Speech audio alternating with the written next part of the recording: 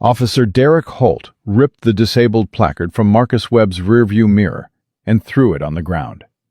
"You don't look disabled to me. These spots are for real cripples, not lazy fakers trying to steal parking." Marcus stood frozen, his prosthetic leg hidden beneath worn jeans, watching his 8-year-old daughter Lily press her small face against the diner window. Her birthday balloon was slowly deflating in her hands. What Marcus didn't know was that 3 bikers across the street had already made phone calls. What Officer Holt didn't know was that one of those bikers had pulled Marcus from a burning convoy in Kandahar 6 years ago. Within 5 minutes, 47 Hells Angels would seal every exit in Cedar Falls. And nothing would ever be the same. Subscribe to our channel and follow this incredible story to the end. Drop your city in the comments so we can see how far this journey travels. The tow truck driver hesitated. "You sure about this?" he asked Officer Holt, glancing at the Purple Heart bumper sticker on Marcus Webb's rusted Chevy. "That's a veteran's vehicle. Did I stutter? Hook it up." Marcus stepped forward. "Officer, please, I can show you my VA card. I have documentation." "Save it." Holt didn't even look at him. "I've heard every excuse in the book. You people think a bumper sticker makes you special.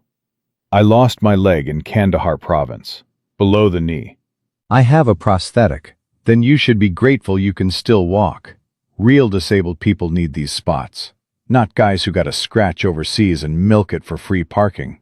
The tow truck driver's face went pale. He looked at Marcus, then at Holt, then back at Marcus. "Officer, I really think I said hook it up. That's an order." Marcus's hands trembled, not from fear, from something far more dangerous. The last time he had felt this particular kind of rage, he had been 26 years old, dragging his best friend's body through burning wreckage while his own leg hung by threads of muscle and shattered bone. He took a breath, then another. Lily was watching. "My daughter is inside," Marcus said quietly. "It's her 8th birthday. I drove 40 miles with a broken radiator hose to get here. If you tow my truck, I have no way to get her home." "Should have thought about that before you broke the law." "I didn't break any law. The placard is registered. It's valid. You can prove it to a judge." Holt smiled. It was the smile of a man who enjoyed his power. "Impound lot opens at 8 a.m. Fees start at $200, plus $50 per day storage." Marcus did the math instantly. $200. He had $63 in his checking account. His next paycheck wasn't until Friday. Lily's mother would never let him hear the end of this. His custody arrangement, already fragile, would crack completely. Everything he had built since coming home, the 3 part-time jobs, the tiny apartment, the careful routine that kept him from falling apart, all of it balanced on a truck that was now being chained to a tow rig. "Daddy!" The diner door flew open. Lily ran across the parking lot, her birthday dress flying behind her, her deflated balloon dragging on the asphalt. She slammed into Marcus's legs and looked up at him with tears streaming down her cheeks. "Why is that man taking our truck? Did you do something bad?" Marcus knelt down. His prosthetic joint screamed in protest, but he ignored it. He wiped his daughter's tears with his thumb. "No, baby. Daddy didn't do anything bad." "Then why?" He had no answer. Holt laughed. "Maybe Daddy should teach you about consequences, little girl. When people break rules, they get punished. That's how the world works." Something snapped in Marcus's chest. He stood slowly, very slowly, and for just a moment, the soldier he used to be surfaced in his eyes. The man who had earned a Bronze Star for valor. The man who had gone back into flames 3 times when everyone else was running away. The man who had killed enemy combatants with his bare hands when his rifle jammed. Holt saw it, and for the first time, a flicker of uncertainty crossed his face. "You got something to say?" Holt's hand drifted toward his holster. "Go ahead. Give me a reason. Marcus looked at that hand, then at his daughter, then back at Holt. No, he said softly. I don't have anything to say. The soldier retreated. The father remained. Holt's confidence flooded back. That's what I thought. Tough guys always fold when it counts. The tow truck pulled away. The chains rattled. Marcus's truck, his lifeline, his independence, the last thing he owned that hadn't been taken, disappeared around the corner. Lily buried her face in his shirt and sobbed. Marcus held her and said nothing. There was nothing to say. Across the street, Tommy Sullivan's blood was boiling. At 25, Wrench still looked every inch the Marine he used to be. Blonde hair buzzed short, shoulders carved from years of combat training, a scar on his neck from a piece of shrapnel that had missed his carotid artery by half an inch. He had watched the whole thing through his motorcycle's side mirror. Every word, every sneer, every moment of humiliation. Tell me we're not just going to sit here, he said to Rico Martinez. Rico was 42, a former Army Ranger with 3 combat deployments and a face that revealed nothing. He pulled off his sunglasses and studied the scene across the street. We're not just going to sit here. Then what? Shut up, I'm thinking. Danny Chen was already on his phone. At 38, Danny had spent 10 years in military intelligence before joining the club. He knew how to gather information, assess threats, and coordinate responses.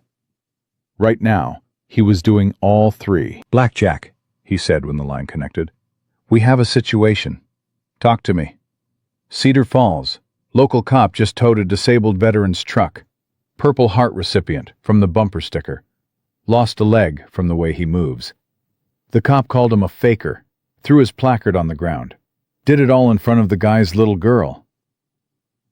Silence on the other end. The dangerous kind. How old is the kid? 8, maybe? She's wearing a birthday dress. More silence. The cop's body camera? Danny squinted across the street. Off. I can see the unit on his chest. No blinking light. Witnesses? Diner full of them, plus us 3. Plus the tow truck driver, who looked like he wanted to throw up. Hold position. Don't engage. Don't speak to anyone. I'm making calls. What's the play? Blackjack Tom Reeves' voice dropped to ice. We're going to destroy that cop's career. Legally, publicly, completely. And we're going to do it without throwing a single punch. How many brothers do we need? All of them. The line went dead. Danny looked at Wrench and Rico. You heard the man.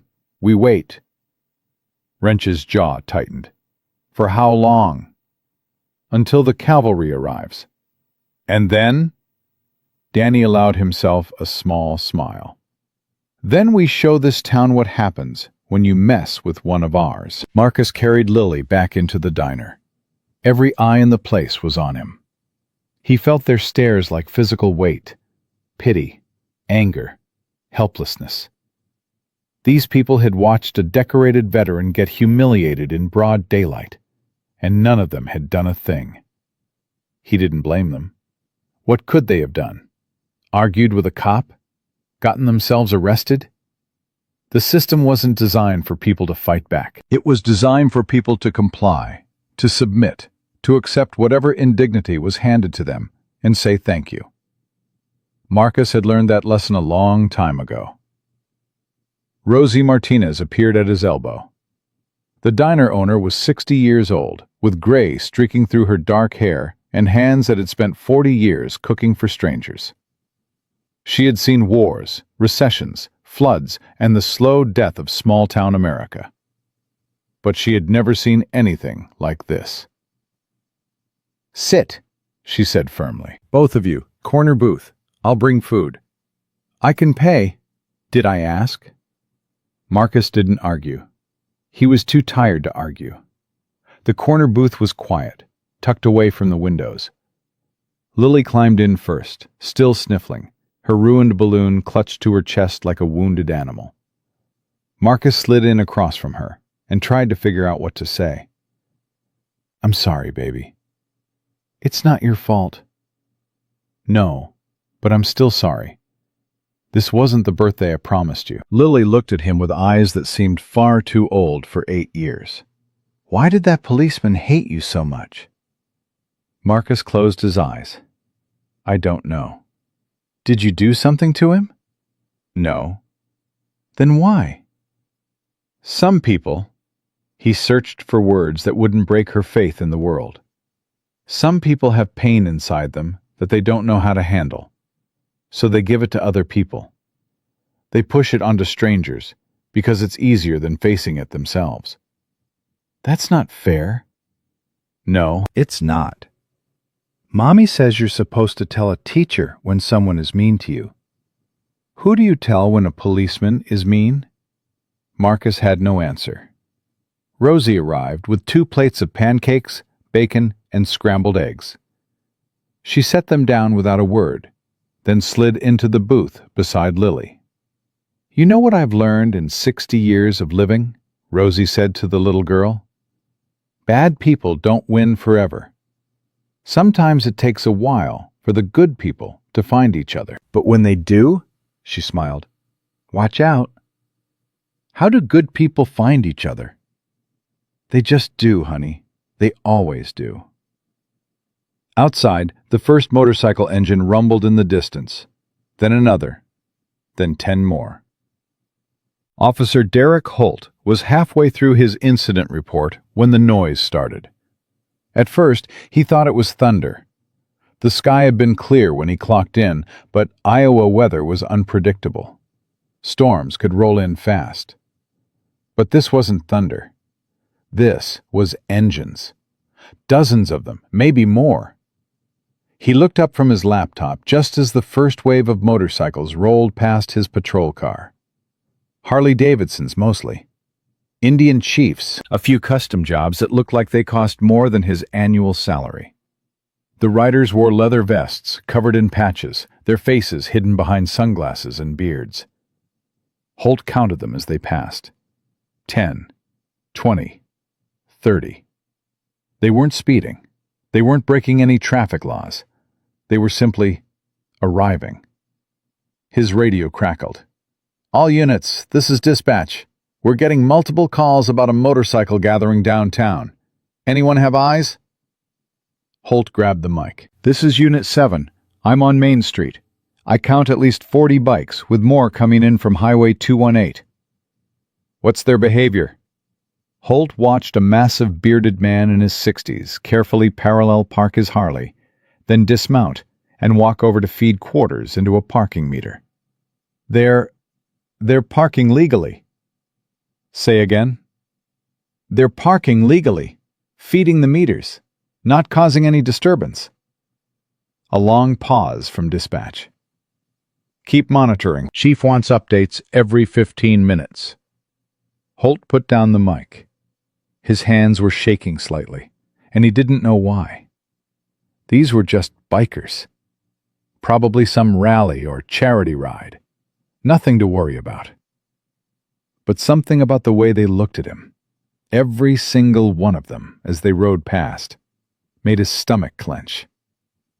Like they knew something he didn't. Blackjack Tom Reeves arrived at exactly 3:47 p.m. He didn't look like the leader of anything. 58 years old, gray-streaked ponytail, reading glasses tucked into his vest pocket. He could have been a high school shop teacher or someone's grandfather. Except for the patches on his vest. Purple Heart, Bronze Star, Vietnam Veteran, President, Hells Angels MC, Iowa. And except for his eyes. Tom's eyes had seen the Mekong Delta in 1969. They had seen friends die in rice paddies and jungles. They had seen things that still visited him at 3 a.m. 4 decades later. Right now, those eyes were scanning the town of Cedar Falls like a general surveying a battlefield. Danny met him at the gas station. 53 brothers confirmed. More en route from Omaha. The veteran? Still in the diner. His daughter's with him. Name is Marcus Webb, Sergeant, U.S. Army. 2 tours Afghanistan. Lost his leg in Kandahar pulling wounded from a convoy ambush. Purple Heart, Bronze Star with Valor. 17 confirmed saves before his injury. Tom went very still. 17? 17. There's video somewhere. He went back into the fire 3 times. 3rd time, an IED took his leg. And this cop called him a faker? In front of his 8-year-old daughter. On her birthday. Tom's jaw tightened so hard that Danny could hear his teeth grinding. What else do we know about Holt? Derek Holt, 29, transferred 6 months ago from Chicago PD. Word is, he had excessive force complaints that never quite stuck. This was supposed to be his fresh start. Family? Younger brother, active duty Army, currently deployed overseas. Tom's eyebrows rose slightly. His brother is military?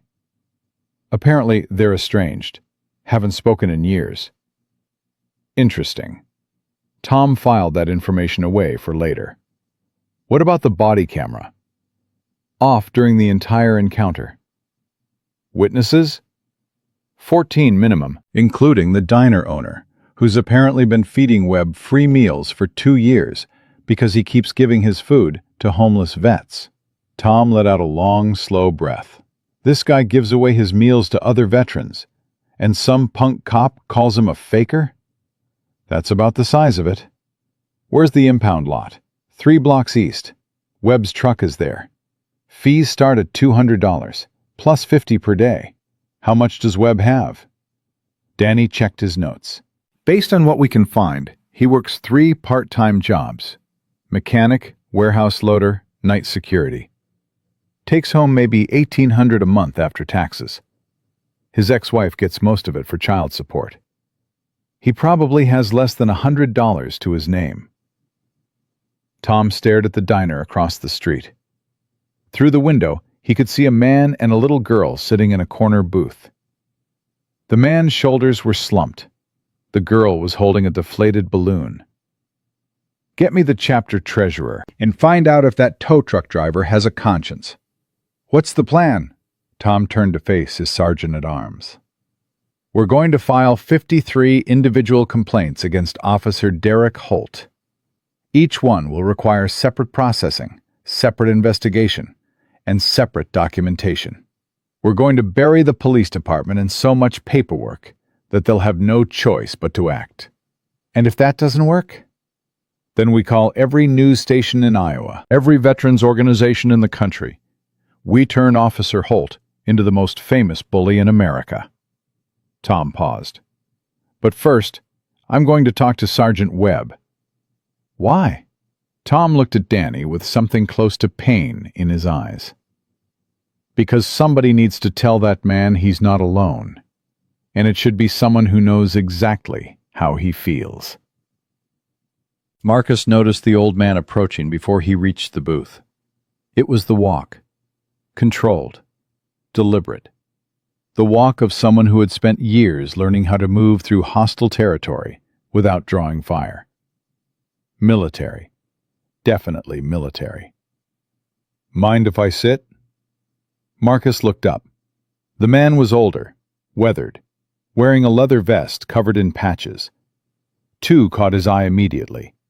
A small purple ribbon with a gold border, and a bronze star with a V device. You're a combat veteran, Marcus said. Vietnam. Mekong Delta, 1969. The man extended his hand. Tom Reeves. Most folks call me Blackjack. Marcus Webb. This is my daughter, Lily. Tom slid into the booth and smiled at the little girl. It was a genuine smile, the kind that came from somewhere real. Happy birthday, young lady. How old are you today? 8. Lily's voice was still thick from crying. But it's not a very happy birthday. I heard. That's actually why I'm here. Tom looked at Marcus. I saw what happened in the parking lot. So did about 50 of my friends. Marcus glanced toward the window. The street was lined with motorcycles now. Dozens of them. Maybe more than 50. Mr. Reeves. Tom. Tom, I appreciate whatever you're thinking, but I don't want any trouble. I just want to get my truck back and take my daughter home. That's exactly what's going to happen. But first, I need to ask you a question. What question? Tom leaned forward, his eyes locked onto Marcus's with an intensity that made the younger man's breath catch. When you went back into that convoy, the third time, when you knew you were already hurt, what were you thinking? Marcus went rigid. How do you know about that? I know a lot of things, but I want to hear it from you. Lily looked between the two men, confused. Daddy, what's he talking about? Marcus closed his eyes. He hadn't talked about Kandahar in years. The VA therapist had given up trying to get him to open up. His ex-wife had never understood. Even his army buddies had stopped asking.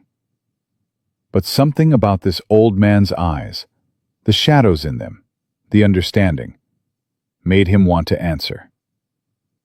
I wasn't thinking, Marcus said quietly. There were still people in the vehicle. I could hear them screaming. I knew my leg was destroyed. I knew I probably wouldn't make it back out. But I couldn't leave them there. Why not? Because that's not who I am. Tom nodded slowly. That's why we're here, Sergeant Webb. Because that's not who we are, either. I don't understand. You think you're alone. You think nobody sees you. Nobody cares. You've been fighting by yourself for so long that you've forgotten what it feels like to have backup. Tom gestured toward the window. Well, here's your backup. 53 veterans who are really pissed off about what happened to you today. You don't even know me. I know exactly who you are. You're the guy who gives his meals to homeless vets because you remember what it felt like to have nothing. You're the guy who drives 40 miles with a broken radiator to see his daughter because being a father matters more than being comfortable. You're the guy who keeps showing up, keeps working, keeps surviving, even though the world keeps kicking you in the teeth. Marcus's throat tightened. How? Small town, people talk. Especially when someone does good things without asking for credit. Tom leaned back. Here's what's going to happen. We're going to file enough complaints to bury that officer in paperwork. We're going to get your truck back, free of charge. And we're going to make damn sure this never happens to you or anyone else again. Why? Because you're family now, whether you want to be or not. Marcus stared at him. We just met. Doesn't matter. You earned your place in this family when you went back into that fire. You just didn't know it yet. Lily tugged at Marcus's sleeve. Daddy, what's happening? Marcus looked at his daughter, then at the old man across from him, then at the street full of motorcycles and leather vests and American flags. I think, he said slowly, the cavalry just arrived. Chief Margaret Chen was having a very bad day. 52 years old, former Army herself, she had spent 20 years building the Cedar Falls Police Department into something the community could trust. Low crime rates, strong relationships with local businesses, officers who knew the names of the kids on their beats. And now, one transfer from Chicago was about to destroy everything. Get Holt in here, now!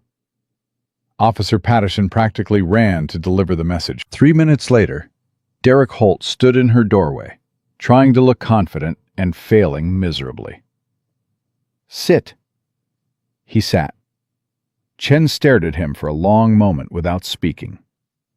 She had learned this technique in the Army, the power of silence to make guilty people nervous. It worked on Holt. Within 30 seconds, he was fidgeting. Do you know why you're here? There's been some kind of misunderstanding. Do you know why you're here? Holt swallowed. The parking thing? The parking thing. Chen opened a folder on her desk. Let me tell you what I know. At approximately 2:34 p.m. today, you approached a vehicle parked in a handicapped spot outside Rosie's Diner. The vehicle displayed a valid disabled parking placard. You removed that placard, threw it on the ground, and called the driver, a decorated combat veteran, a lazy faker. He didn't look. I'm not finished. Chen's voice could have frozen lava. You then had his vehicle towed, despite his explanation that he had lost his leg in combat. You did all of this in front of his 8-year-old daughter, on her birthday. I didn't know. You didn't ask. There's a difference. Chen leaned forward. Tell me about your body camera. Holt's face went pale. It malfunctioned. Really? Because the diagnostic log shows it was manually disabled at 2:31 p.m., 3 minutes before your encounter with Mr. Webb. Silence. That's a violation of department policy. It's also incredibly suspicious timing. Chief, There are currently 53 members of a motorcycle club parked legally throughout downtown Cedar Falls. They are planning to file individual complaints against you. Each complaint requires separate processing, separate investigation, and separate documentation. Do you have any idea what that means? Holt shook his head. It means your career is about to get very complicated. Chen stood and walked to the window. Those bikers you probably dismissed as criminals? 14 of them are combat veterans. 3 own legitimate businesses. 1 received the Medal of Honor in Vietnam. And 1 runs a free repair shop for disabled veterans. You didn't think. That's the problem. Chen turned back to face him. You walked into a community that takes care of its veterans and spit in their faces. You humiliated a man who earned a Purple Heart and a Bronze Star by risking his life to save strangers. And you did it in the worst possible way, in front of the worst possible witnesses. What happens now? Now, you're suspended pending investigation. Badge and weapon on my desk. Chief, please. This was my last chance. If I get fired here... You should have thought about that before you turned off your body camera and bullied a war hero. Holt reached for his badge with trembling hands. He set it on the desk, then his weapon. The metal made a hollow sound against the wood. For what it's worth, he said quietly, I really did think he was faking. Why? Because he wasn't in a wheelchair? Because he wasn't missing both legs? Because he had the audacity to look normal? Chen shook her head. My nephew lost both arms in Iraq. He can feed himself, dress himself, even drive a car. But every night, he wakes up screaming because he can still feel his hands burning. Does that sound like faking to you? Holt had no answer. Get out of my office and pray that those veterans decide paperwork is enough revenge. Wrench found Marcus outside the diner, sitting on a bench, staring at nothing. Mind some company? Marcus shrugged. Free country. Wrench sat down beside him. The sun was getting low, casting long shadows across Main Street. The motorcycles gleamed in the golden light like a chrome army waiting for orders. Hell of a day, Wrench said. You could say that. I'm Tommy. Road name's Wrench because I'm good with engines. Marcus. I know. Wrench paused. I also know about Kandahar. Marcus turned to look at him sharply. Everyone seems to know about Kandahar today. Hard to keep 17 saves quiet. There's video, you know. Someone's helmet cam caught the whole thing. It made the rounds in veteran circles for a while. I never watched it. I did, 3 times. Wrench's voice was quiet. That video is the reason I didn't eat my gun 2 years ago. Marcus went very still. I was in a bad place, Wrench continued. Real bad. Couldn't sleep. Couldn't work. Couldn't be around my family without snapping at everyone. I was maybe 6 months away from ending it when I saw that video. And I thought, If that guy can go back into the fire 3 times, maybe I can make it through one more day. Tommy, I'm not telling you this for sympathy. I'm telling you because I want you to understand something. Wrench turned to face him fully. You saved my life, Marcus. You never knew it. We never met. But you saved me. And today, I get to return the favor. Marcus's eyes were burning. He blinked hard. I don't know what to say. You don't have to say anything. Just let us help. That's all we're asking. The diner door opened. Lily ran out and climbed onto the bench beside her father. Miss Rosie says there's going to be fireworks later. Can we stay and watch? Marcus looked at Wrench. Wrench smiled. Club's doing a little celebration. Nothing fancy. Just some food, some music, maybe a few sparklers for the kids. He winked at Lily. You like sparklers? I love sparklers. Then you're in the right place.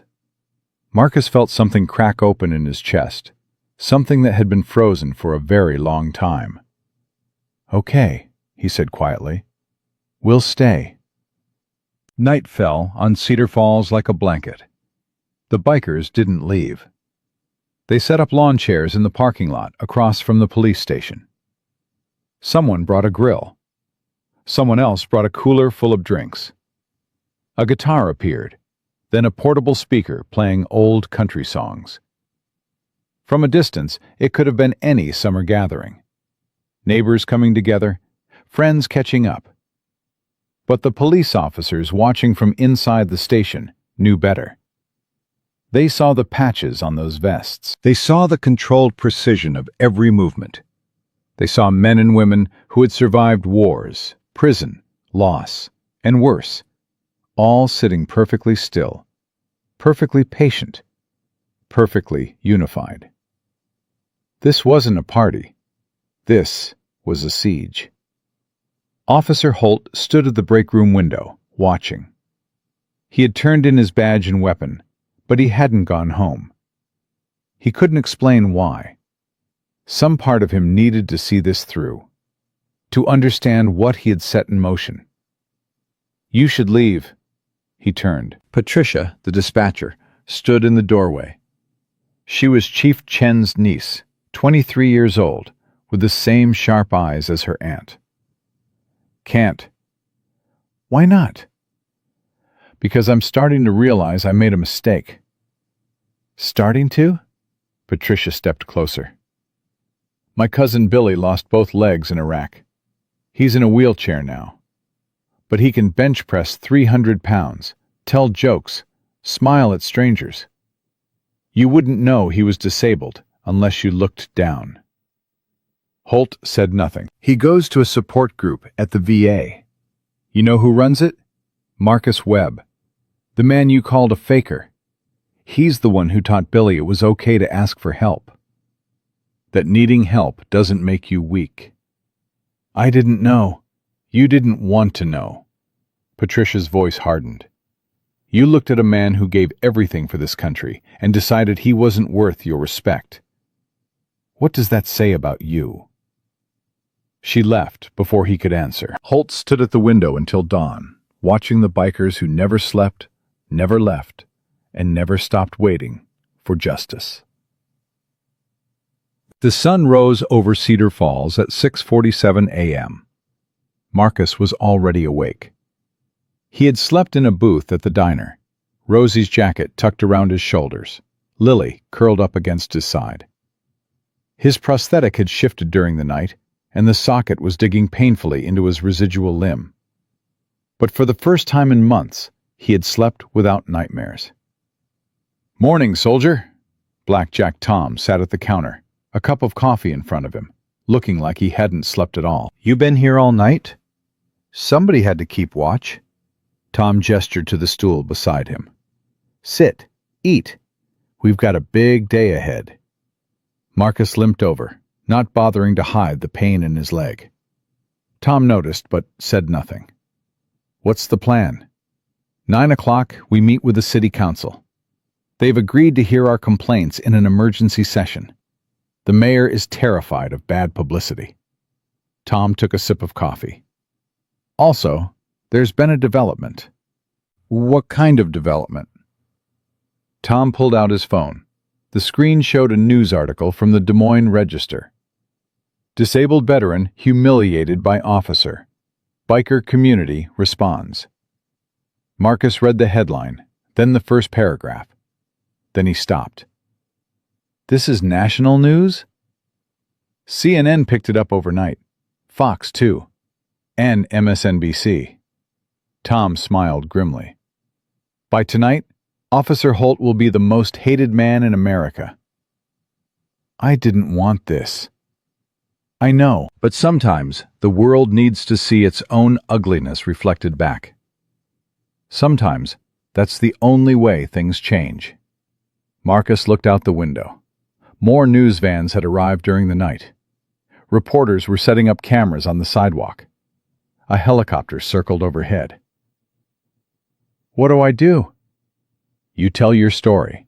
That's all. Just tell the truth about what happened. And if the truth isn't enough? Tom put his hand on Marcus's shoulder. The grip was firm, warm, real. The truth is always enough. Sometimes it just takes a while for people to hear it. The diner door opened. Danny Chen stuck his head in. Tom, we've got a problem. What kind of problem? Holt's here, outside. He wants to talk to Webb. Marcus and Tom exchanged glances. Alone? Says he is, but I've got eyes on him. No weapon, no badge. Just a guy who looks like he hasn't slept in 24 hours. Marcus stood slowly. His leg was screaming, but he ignored it. I'll talk to him. You sure? No. Marcus looked toward the booth where Lily was still sleeping, her small hand wrapped around the string of her deflated balloon. But my daughter asked me yesterday who you tell when a policeman is mean. I didn't have an answer then. Maybe it's time I found one. He walked toward the door. Tom watched him go with something like pride in his eyes. That's one hell of a soldier, Danny said quietly. No, Tom replied. That's one hell of a man. Derek Holt was standing in the parking lot when Marcus emerged from the diner. He looked terrible. Unshaven, red-eyed, his clothes wrinkled from a night spent in the police station break room. Without his badge and gun, he seemed smaller somehow, less certain. Mr. Webb. Officer Holt? Just Derek. I'm not an officer anymore. At least not for now. Marcus crossed his arms. Behind him, he could feel the eyes of 53 bikers watching every move, waiting. What do you want? Holt struggled to find words. His hands opened and closed at his sides. I came to... He stopped. Started again. When I saw you yesterday, I didn't see you. I saw every veteran who came back different. I saw my brother, who left for Afghanistan as my best friend and came home as a stranger. I saw everyone who got to be a hero, while I stayed behind and got older and angrier and more... He trailed off. More what? Jealous. Resentful. I don't know. Holt's voice cracked. I thought if I couldn't be what they were, I could at least prove they weren't as special as everyone said. That's sick. I know that's sick. But it's the truth. Marcus studied him for a long moment. This was the man who had humiliated him in front of his daughter, who had called him a faker, who had taken his truck and his dignity in front of an audience. He should hate him. But Marcus Webb had learned something in that burning convoy in Kandahar. He had learned that hate was heavy, that carrying it destroyed you faster than any IED, that the only way to survive was to put it down. Your brother, Marcus said quietly. When's the last time you talked to him? Holt blinked. 3 years. He stopped answering my calls. Why? Because I said things, cruel things.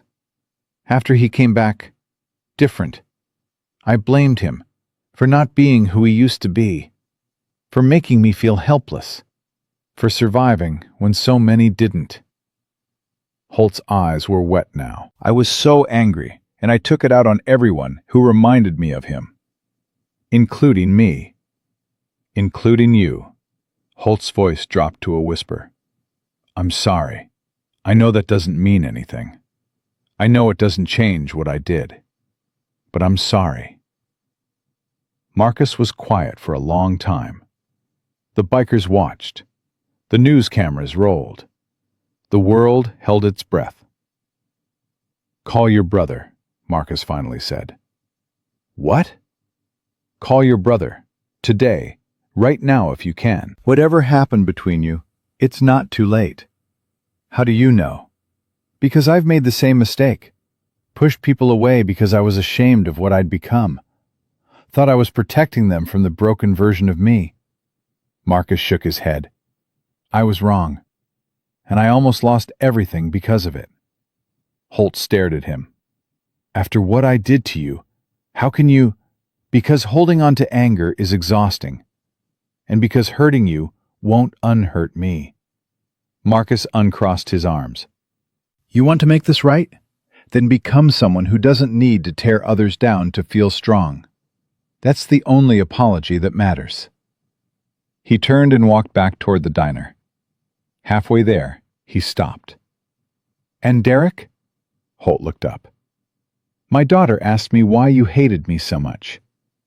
I told her that some people have pain inside them that they don't know how to handle. She said it wasn't fair. Marcus paused. I think she was right. So maybe it's time both of us learned how to handle our pain better. He went inside without waiting for a response. Derek Holt stood alone in the parking lot, tears streaming down his face, surrounded by 53 bikers who had just witnessed something they hadn't expected. Mercy. Tom was waiting by the counter when Marcus returned. That was unexpected. Was it the right thing to do? It was the human thing to do. Sometimes that's better than right. Marcus looked toward the booth where Lily was waking up, rubbing her eyes with small fists. I want her to see that strength isn't about winning. It's about knowing when fighting isn't the answer. And when is fighting the answer? When there's nothing left to lose. But there's always something left to lose. Marcus watched his daughter stretch and yawn. She's my something. Tom nodded slowly. City council meeting is in 2 hours. Press conference after that. You up for it? Marcus took a deep breath. His leg hurt. His heart hurt. Everything hurt. But he thought about the video Wrench had mentioned. The one that had saved a stranger's life. The one that showed him going back into the fire again and again, because that was who he was. Maybe it was time to go back into the fire. One more time. Yeah, he said. I'm up for it. Lily ran over and threw her arms around his legs. Daddy, I'm hungry. Me too, baby. Marcus lifted her up, feeling his prosthetic strain under the added weight, not caring at all. Me too. Outside, the sun climbed higher over Cedar Falls. News helicopters circled. Reporters prepped their questions. City council members reviewed their talking points. And 53 bikers sat in perfect formation, waiting for whatever came next. The siege was just beginning. The city council chamber was standing room only by 8:45 a.m. Marcus had never seen so many cameras in one place. They lined the walls like hungry predators, red lights blinking, lenses tracking his every move as he walked down the center aisle with Lily holding his hand. Daddy, why are all those people taking pictures? Because they want to hear our story, baby. Is it a good story? Marcus squeezed her hand. I hope so. Blackjack Tom was already seated in the front row, flanked by Danny and Wrench. Behind them, 40 more bikers filled the public seating area. They had traded their leather vests for clean shirts and pressed jeans. Some had shaved. Others had trimmed their beards. They looked like what they were underneath the patches and the reputation. Veterans, fathers, grandfathers, men who had served their country and been forgotten by it. Mayor Patricia Hendricks called the meeting to order at exactly 9 a.m. She was 63 years old, silver hair pulled back in a tight bun, reading glasses perched on her nose. She had been mayor of Cedar Falls for 12 years and had never faced anything like this. This emergency session has been called to address complaints filed against Officer Derek Holt of the Cedar Falls Police Department. We have received... She paused to check her notes. 53 individual complaints as of this morning. A murmur rippled through the crowd.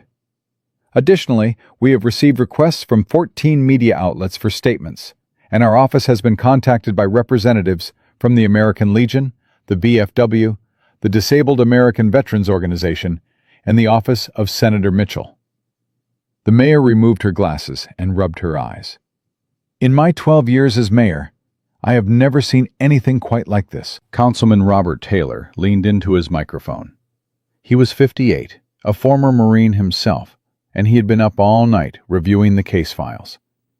Madam Mayor, before we proceed, I'd like to note for the record that I've personally reviewed the witness statements, the body camera diagnostic logs, and the tow company records. The facts of this case are not in dispute. Noted, Councilman. I'd also like to note that Sergeant Marcus Webb is a recipient of the Purple Heart and the Bronze Star with Valor. His service record includes 17 confirmed saves during a convoy ambush in Kandahar Province, for which he lost his left leg below the knee. Taylor's voice hardened. This is the man Officer Holt called a lazy faker in front of his 8-year-old daughter. The murmur grew louder. Someone in the back shouted something that sounded like, "Disgrace!" Mayor Hendricks banged her gavel. "Order! We will have order in this chamber." The room quieted, but the tension remained. It was like a coiled spring, waiting to release. "Sergeant Webb," the mayor said, "would you like to make a statement?" Marcus stood slowly. His prosthetic leg felt heavier than usual. Every eye in the room was on him. Every camera, every microphone. He thought about all the things he could say, the anger he could express, the outrage he could unleash. Instead, he looked at Lily. "I wasn't going to come here today," he began. "I was going to get my truck back, take my daughter home, and try to forget this ever happened. That's what I've been doing for 5 years. Forgetting, moving on, pretending that the way people treat veterans doesn't matter." He paused. "But my daughter asked me a question yesterday. She asked who you tell when a policeman is mean. I didn't have an answer. And I realized that if I didn't speak up now, I'd be teaching her that silence is acceptable, that dignity doesn't matter, that people in power can treat you however they want, and you just have to take it." Marcus's voice grew stronger. "I lost my leg in Kandahar Province on September 14th, 2018. An IED hit our convoy, and the fuel tank caught fire. I pulled 17 people out of that wreckage before the third explosion took my leg. I spent 14 months learning to walk again. I spent another 2 years fighting the VA for benefits I'd earned. I lost my marriage, my savings, and most of my friends." He looked directly at the cameras. "But I never lost my dignity. Not until yesterday. When Officer Holt threw my placard on the ground and called me a faker, he didn't just insult me. He insulted every veteran who ever came home different than when they left. Every amputee who's been told they don't look disabled enough. Every soldier who's been accused of milking the system for benefits they earned with their blood." Lily tugged at his hand. "Daddy?" Marcus knelt down, ignoring the pain in his prosthetic socket. "What is it, baby?" "You're shaking." He looked at his hands. She was right. They were trembling. "I know, sweetheart. Sometimes telling the truth is scary." "But you're brave. You went into the fire 3 times. Marcus's throat tightened. "How do you know about that?" The nice man with the blonde hair told me. He said you saved lots of people. Lily's eyes were wide and serious. He said you're a hero. Marcus pulled her into a hug, right there in front of the cameras and the council and the whole world. He held her tight and let the tears come. When he stood up again, his voice was steady. I don't want Officer Holt fired. I don't want revenge.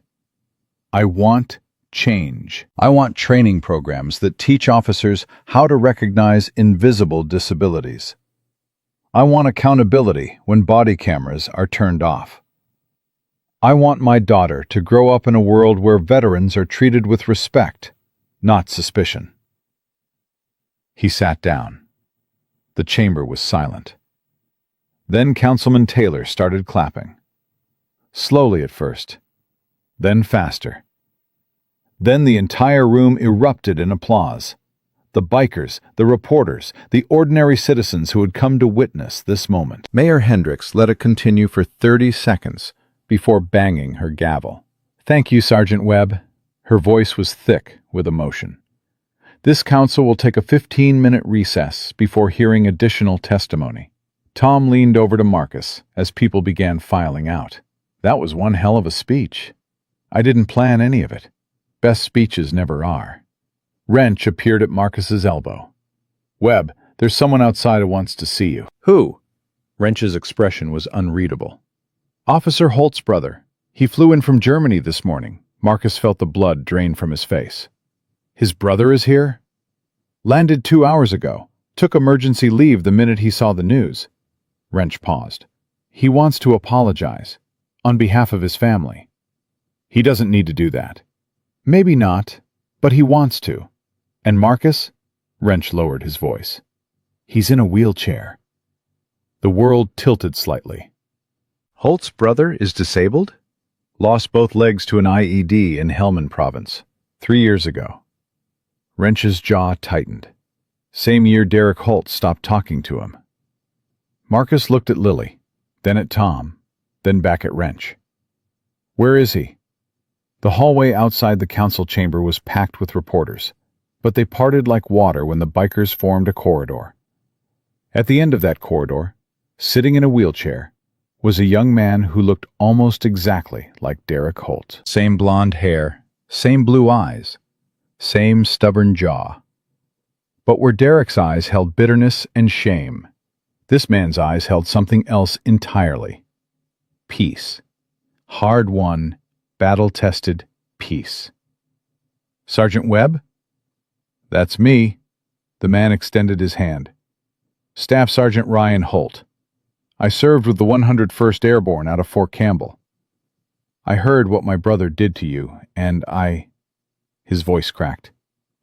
I am so sorry. Marcus shook his hand. You didn't do anything wrong. No, but I didn't do anything right either. I knew Derek was struggling. I knew he was angry. I stopped reaching out because it was easier than fighting through his walls. Ryan's eyes glistened.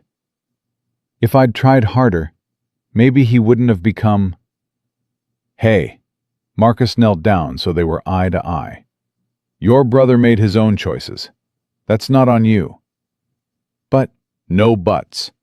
I spent 2 years blaming myself for things I couldn't control. For the guys who didn't make it out of that convoy. For my marriage falling apart. For every nightmare that woke me up screaming. Marcus gripped Ryan's shoulder. That kind of guilt will eat you alive. Trust me. I know. Ryan stared at him. How do you do it? How do you keep going? Marcus glanced back at Lily, who was watching from the doorway with Tom's hand on her shoulder. You find something worth fighting for. Something bigger than the pain. And if you can't find anything? Then you let other people help you look. Ryan was quiet for a long moment. Then he laughed, a broken, wet sound that was half sob. You know what's funny? Derek used to be the kind one. Before I deployed, before everything went wrong, he was the one who always saw the best in people. Our mom used to say he had a healer's heart. Ryan wiped his eyes. I don't know what happened to that person. He's still in there, Marcus stood. I saw a glimpse of him this morning, when he apologized. He apologized? Yeah, it wasn't perfect, but it was real. Ryan's face transformed. Hope flickered in his eyes like a candle flame fighting against the wind. Do you think, is there any way you could talk to him? Help him understand that it's not too late to come back from this? Marcus thought about all the reasons to say no. The humiliation, the anger, the tears his daughter had cried. Then he thought about Kandahar, about going back into the fire. Yeah, he said quietly. I can do that. The council reconvened at 10:15 a.m. Chief Margaret Chen took the podium first. She was in full dress uniform, every medal polished, every button gleaming. She looked like what she was, a soldier who had traded combat for a different kind of service. Madam Mayor, members of the council, I want to begin by offering my personal apology to Sergeant Webb and his daughter. What happened yesterday was a failure of leadership, training, and basic human decency. It happened under my command, and I take full responsibility. She turned to face Marcus directly. Sergeant Webb, you served this country with honor and courage. You sacrificed your leg so that others could live. And in return, one of my officers treated you like a criminal. Her voice wavered slightly. I'm sorry. I'm sorry that the uniform you trusted to protect you was the same uniform that caused you harm. Marcus nodded. He didn't trust himself to speak. Chen continued. Effective immediately, the Cedar Falls Police Department will implement mandatory disability awareness training for all officers. Body camera protocols will be strengthened, with automatic disciplinary action for any unauthorized deactivation. And we will establish a Veterans Liaison position to ensure that incidents like this never happen again. Councilman Taylor leaned forward. What about Officer Holt? Officer Holt is currently suspended, pending a full internal investigation. Based on the evidence, I anticipate that suspension will be extended, and he will be required to complete extensive remedial training before any consideration of reinstatement. Is that enough? Someone shouted from the back. Chen's eyes hardened. It's a start. Real change doesn't happen overnight, but it has to start somewhere. The door at the back of the chamber opened. Everyone turned. Derek Holt walked in. He looked like a man who had been through a war. His clothes were wrinkled, his eyes bloodshot, his face pale and drawn. But there was something different about the way he carried himself. The arrogance was gone. In its place was something that looked almost like humility. I'd like to speak, he said, if the council will allow it. Mayor Hendricks looked uncertain. This is highly irregular. Let him speak. Marcus's voice cut through the murmur. Everyone deserves a chance to be heard. The mayor hesitated, then nodded. Very well. Officer Holt, you have 5 minutes. Derek walked to the front of the room. He passed within 3 feet of Marcus, but didn't look at him. His eyes were fixed on something far away, something only he could see. I've been a police officer for 7 years, he began. I joined because I wanted to help people, to protect them, to make a difference. He paused. Somewhere along the way, I forgot that. His voice was raw, stripped of all pretense. When I saw Sergeant Webb yesterday, I didn't see a veteran. I didn't see a father. I didn't see a man who had sacrificed everything for strangers he'd never met. I saw a target, someone I could dominate, someone I could make feel small so that I could feel big. Derek's hands clenched at his sides. That's not who I wanted to be. That's not the officer I trained to become. But it's who I've been for a long time now. And I have no one to blame but myself. He turned to face Marcus for the first time. Sergeant Webb, I could stand here and make excuses. I could tell you about my brother, who came home from Afghanistan in a wheelchair and who I have been too ashamed to face for 3 years. I could tell you about my own failures, the promotions I didn't get, the relationships I destroyed, the anger that's been eating me alive. His voice broke. But none of that justifies what I did.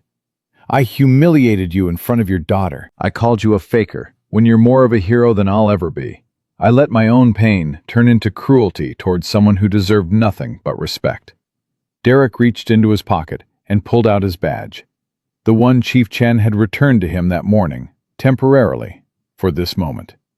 I don't deserve to wear this. Maybe I never did. He set the badge on the podium. I'm not asking for forgiveness.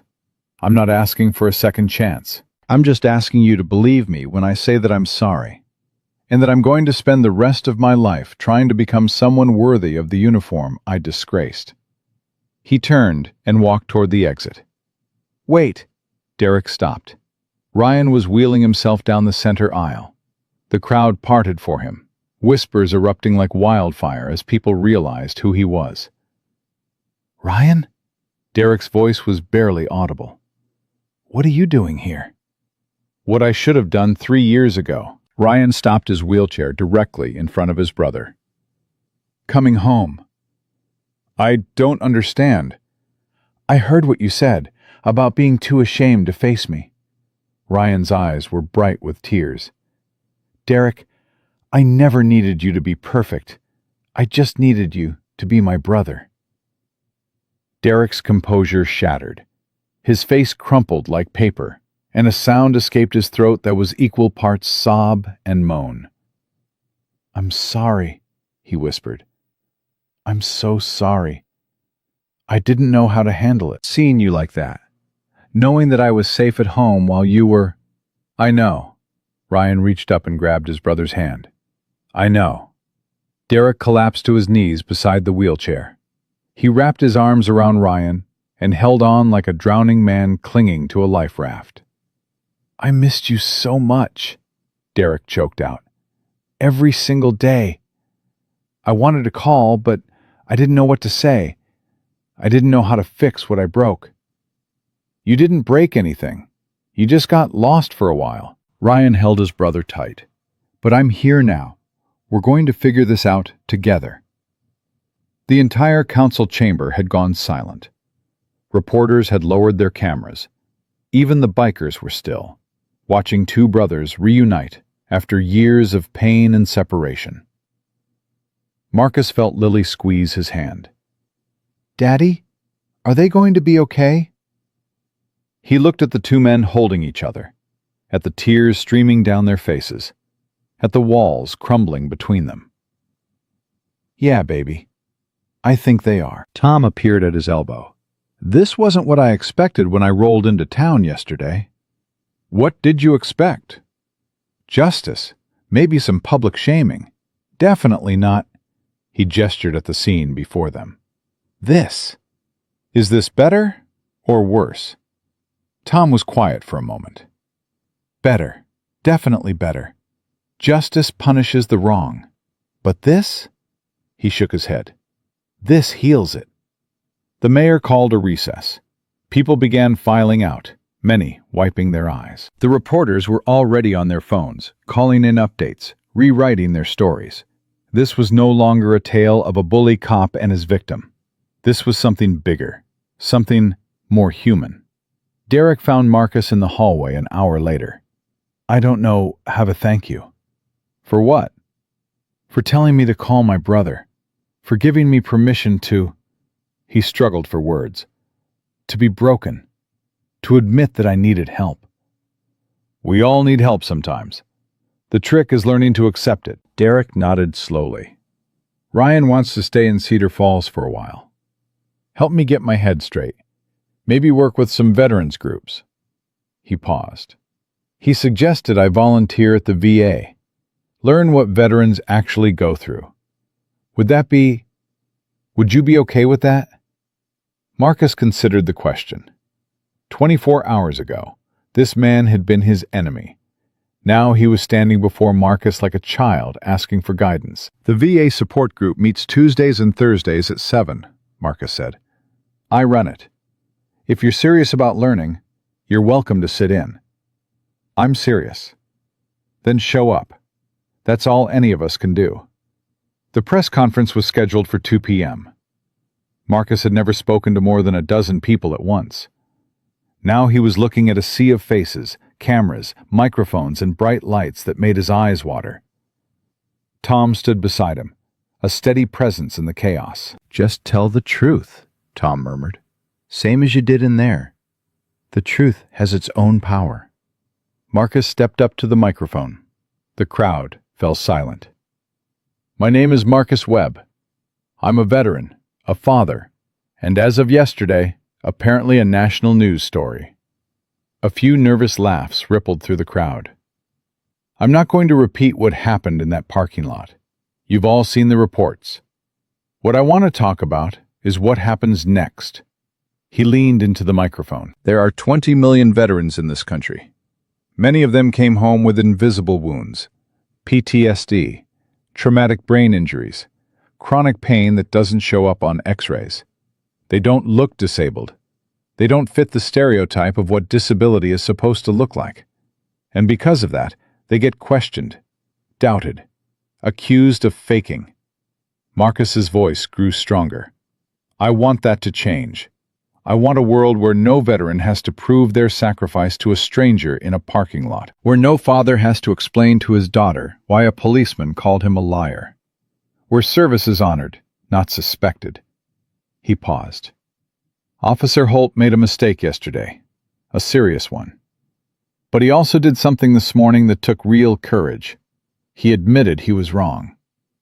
He faced his own demons in public, in front of cameras and strangers, and the brother he'd been too ashamed to face for 3 years." A murmur went through the crowd. "I'm not saying what he did was okay. It wasn't. But I am saying that people can change, that redemption is possible, that the measure of a man isn't his worst moment. It's what he does after." Marcus looked directly into the nearest camera. "So here's what I'm asking. Don't make Officer Holt into a villain. Don't destroy his life over one terrible decision. Instead, hold him accountable. Make him earn back the trust he broke. Give him the chance to become the officer and the man he was supposed to be." He stepped back from the microphone. The questions erupted like gunfire. "Sergeant Webb, are you saying you've forgiven Officer Holt?" "I'm saying forgiveness is a process, not a moment. We're at the beginning of that process." "What do you want to see happen to him?" "I want to see him become better. Firing him doesn't make him better. It just makes him someone else's problem." "What about the other veterans who've been mistreated? What's your message to them?"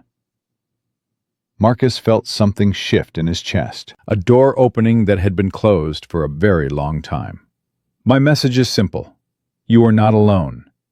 You are not forgotten. And you are not invisible. There are people who see you, who remember what you sacrificed, who will stand with you when the world turns its back." He gestured to the bikers gathered behind him. "I met these men yesterday, complete strangers, but they showed up when I needed them. They reminded me that family isn't just blood. It's anyone who refuses to let you face your battles alone." Tom stepped forward and put his hand on Marcus's shoulder. "That's enough questions for now. Sergeant Webb has had a long 24 hours, and he's got a little girl who's been very patient." Lily ran up and grabbed Marcus's hand. The cameras clicked furiously, capturing the image of a father and daughter reunited, surrounded by a wall of leather-vested veterans. It would become the defining image of the story. The photo that launched 1,000 articles, 100 policy discussions, and one very unexpected friendship. That evening, as the sun set over Cedar Falls, Marcus sat on a bench outside Rosie's Diner. His truck was parked in the lot, restored and gleaming. The impound fees had been waived. The storage charges had been dropped. Someone, Marcus suspected Tom, had even filled the tank with gas. Lily was inside, eating ice cream with Wrench and Danny, laughing at their stories about motorcycle adventures and close calls. Tom lowered himself onto the bench beside Marcus. Hell of a day. Hell of a couple days. How you holding up? Marcus considered the question. His leg ached, his emotions were raw. He was exhausted in ways that sleep couldn't fix. But underneath all of that, something else was stirring. Something that felt almost like hope. "I think I'm going to be okay," he said. For the first time in 5 years, I actually believed that. Tom nodded. You know, when I started this club 30 years ago, people said we were thugs, criminals, a menace to society. They saw the leather and the bikes and the tattoos, and they decided we were the enemy. What changed? Nothing changed. We just kept showing up, kept doing the work, kept proving them wrong, one person at a time. Tom looked at the diner, where Lily's laughter could be heard through the open window. That's all any of us can do. Show up, do the work, prove them wrong. Is that why you came here? To prove something? I came here because a brother needed help. That's what we do. Tom stood and stretched his old bones. But I'd be lying if I said I didn't enjoy watching that cop's face when 50 bikes rolled into his town. Marcus laughed. It felt strange, laughing. Good strange. What happens now? Now, we ride out tomorrow morning. Back to our lives, our jobs, our families. Tom paused. But you've got our number now. Anything you need, anything at all, you call. Day or night, rain or shine, we'll be there. I don't know how to repay that. Don't repay it. Pass it on.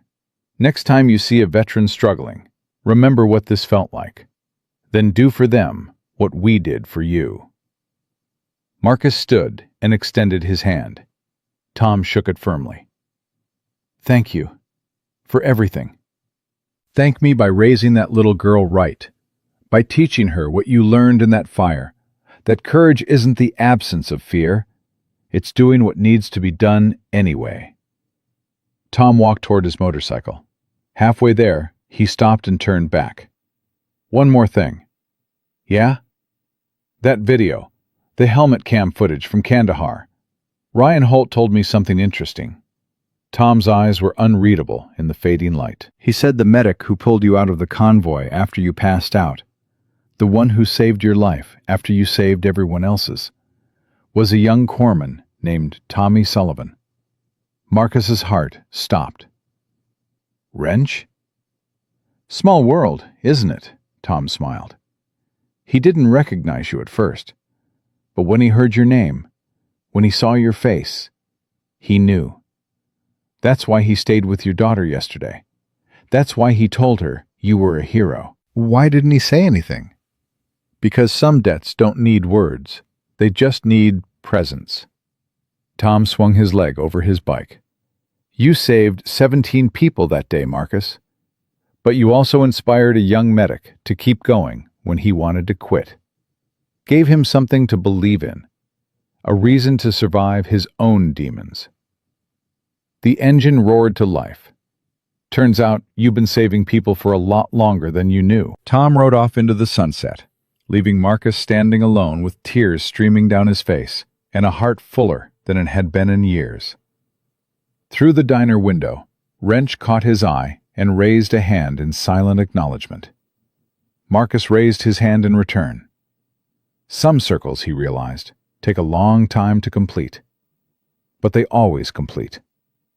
He walked back into the diner to hold his daughter and thank a stranger who had been carrying a piece of his story for 6 long years. Wrench was still holding a spoonful of ice cream when Marcus walked back into the diner. Their eyes met across the room. 6 years of unspoken history hung between them like smoke from a battlefield neither had truly left. Tommy! Wrench set down the spoon. His hand was trembling slightly. You know. Tom told me. Lily looked between them, confused. "Daddy, what's wrong?" Marcus knelt beside her, his prosthetic protesting the sudden movement. "Nothing's wrong, baby. I just found out that Mr. Wrench and I met a long time ago, before you were born."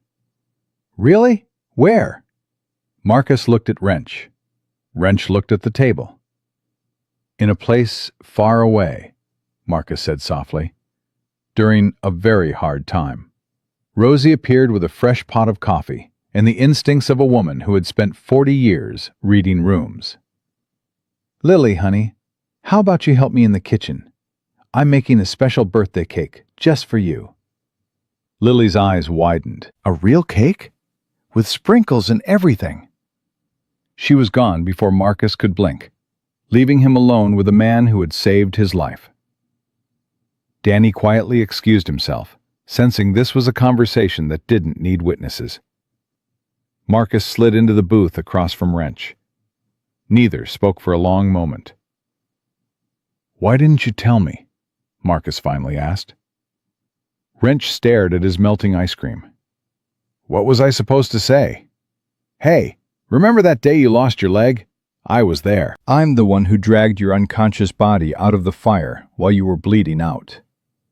Didn't exactly feel like appropriate small talk. "You saved my life. You saved 17 people first. I just cleaned up after." "Tommy, don't." Wrench's voice cracked. "Don't make me into a hero. I did my job, that's all. You're the one who went back in 3 times. You're the one who kept moving, even after your leg was hanging by threads. He swallowed hard. "I just couldn't let you die. Not after what I'd seen you do." Marcus reached across the table and gripped Wrench's arm. "Look at me." Wrench raised his eyes. They were bright with unshed tears. "You gave me the chance to be Lily's father. Every birthday party, every bedtime story, every time she calls me Daddy, that's because of you. So don't tell me you just did your job. You gave me my life back." A tear slipped down Wrench's cheek. He wiped it away angrily. "I almost didn't make it after I got home. The nightmares, the guilt, the feeling that I should have done more, saved more. I was drowning. What changed?" Wrench laughed bitterly. "Someone showed me that video, the helmet cam footage from Kandahar. I watched you go back into the fire, over and over. And I thought, if that guy can do that, maybe I can get through one more day. So I did. Then one more. Then another. You never reached out. I tried. Twice. First time, I got as far as your street before I chickened out. Second time, I was outside your apartment building for 3 hours, just sitting on my bike, trying to figure out what to say." Marcus stared at him. "When was this?" "About 18 months ago. You came out with Lily. She was wearing a purple dress and carrying a stuffed elephant. You looked..." Wrench's voice softened. "You looked happy. Tired, but happy. And I thought, he's okay. He made it. He doesn't need some stranger showing up and dredging up the worst day of his life. You're not a stranger. You never were. I know that now." Wrench met his eyes. "When I saw what that cop did to you yesterday, something snapped. All those months of watching from a distance, telling myself you didn't need me, it was all excuses. The truth is, I was scared. Scared that you'd look at me and see Kandahar. Scared that I'd remind you of everything you lost. Tommy, you remind me of everything I gained. Another chance, another day. My daughter." Marcus tightened his grip on Wrench's arm. "You're the reason I'm here." Wrench broke. The tough Marine, the battle-hardened veteran, the man who had pulled bodies from burning wreckage without flinching. He put his head down on the table and sobbed. Marcus moved to sit beside him, wrapping an arm around his shoulders. "It's okay, brother. I've got you. You're not alone anymore." They stayed like that for a long time, Two soldiers finally coming home from a war that had ended 6 years ago, but had never really stopped. The kitchen door swung open, and Lily emerged, face covered in frosting. "Daddy, Miss Rosie let me lick the bowl." Marcus laughed, wiping his eyes quickly. "I can see that, baby." She climbed into the booth and noticed Wrench's red eyes. "Are you sad, Mr. Wrench?" Wrench straightened, trying to compose himself. "Not sad, kiddo. Happy. Really, really happy." "You don't look happy. You look like you've been crying." Sometimes people cry when they're happy, when something they've been waiting for finally happens. Lily considered this. "Like when Daddy cried at my kindergarten graduation?" Marcus groaned. "You promised never to mention that." "You cried so much the camera got wet." Wrench burst out laughing. It was an ugly sound, half sob and half bark, but it was real. "Oh man, I wish I'd been there to see that." "There's video," Lily said helpfully. "Mommy shows it to everyone." "Your mommy sounds like my kind of person." Marcus shook his head, but he was smiling. The weight that had been pressing on his chest for years felt lighter somehow. Not gone, but bearable. "Lily, how would you feel about Mr. Wrench coming to visit us sometime? Maybe helping Daddy fix some things around the apartment?" Lily's face lit up. "Can he bring his motorcycle?" Wrench grinned. "I can definitely bring my motorcycle." "Can I sit on it?" "Lily," Marcus started. "Absolutely," Wrench said. "I'll even get you a helmet that matches mine." "Daddy, I want a motorcycle helmet." Marcus looked at Wrench with mock severity. "You realize what you've started. Consider it payback for the graduation video." The moment was interrupted by Danny rushing in through the front door. "We have a problem."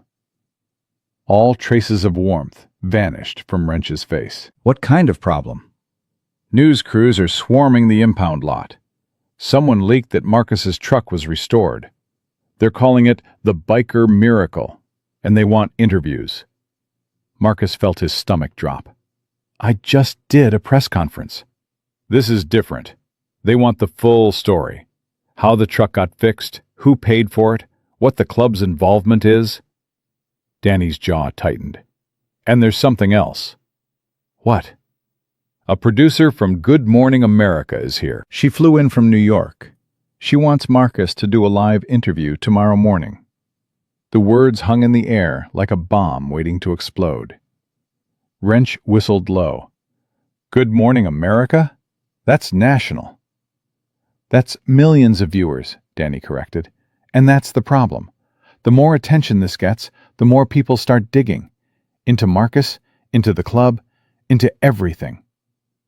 Marcus thought about his ex-wife, who already thought he was unstable, about his part-time jobs, which had strict policies about employees becoming news stories, about Lily's school, where other parents would see her father on television and make assumptions. "I didn't ask for any of this," he said quietly. "I know, but it's here anyway." Danny sat down heavily. "Blackjack called an emergency meeting. We need to decide how to handle this before it spirals out of control." "Where's Tom?" "At the gas station. He wants you there." Marcus looked at Lily, whose face was still smeared with frosting and whose eyes were already starting to droop. "I can watch her," Rosie said from behind the counter. "Got a cot in the back. She can sleep while you handle business." "I can't ask you to." "You're not asking. I'm offering." Rosie's voice was firm. "That little girl has had enough disruption for one weekend. She needs some peace and quiet, not more reporters in her face." Marcus knelt in front of Lily. "Baby, I need to go talk to some people. Miss Rosie is going to take care of you for a little while. Is that okay?" "Will you come back?" "Always." "Promise?"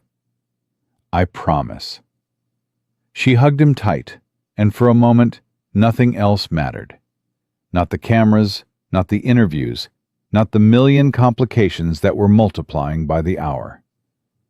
"I love you, Daddy." "I love you too, sweetheart. More than anything in the world." The gas station had become a command center. 40 bikers stood in a loose semicircle around Blackjack Tom, who was pacing like a caged lion.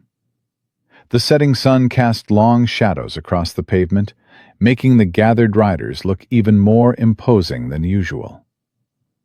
Marcus approached with Wrench and Danny flanking him like bodyguards. Tom stopped pacing.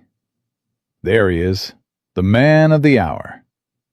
I didn't want any of this. I know, but fate doesn't care what we want. Tom gestured for Marcus to join him in the center of the circle. We need to make some decisions, fast. About what? About how big we let this thing get. Tom's eyes were intense.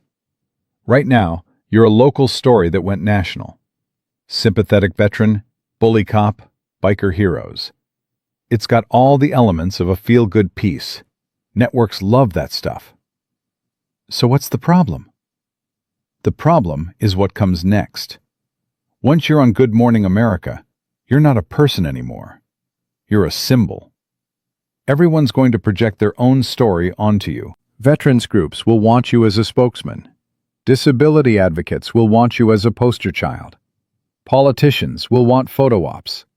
Companies will want endorsements. Marcus felt sick. I'm just a mechanic who wanted to have lunch with his daughter. I know, but the world doesn't see you that way anymore. The world sees a hero. Tom paused. The question is, what do you want to do with that? The bikers waited in silence. This was Marcus's decision to make, and they all knew it. What are my options? Option 1. Walk away. Decline all interviews. Go back to your life. The story will die down in a few weeks, and you can pretend none of this happened.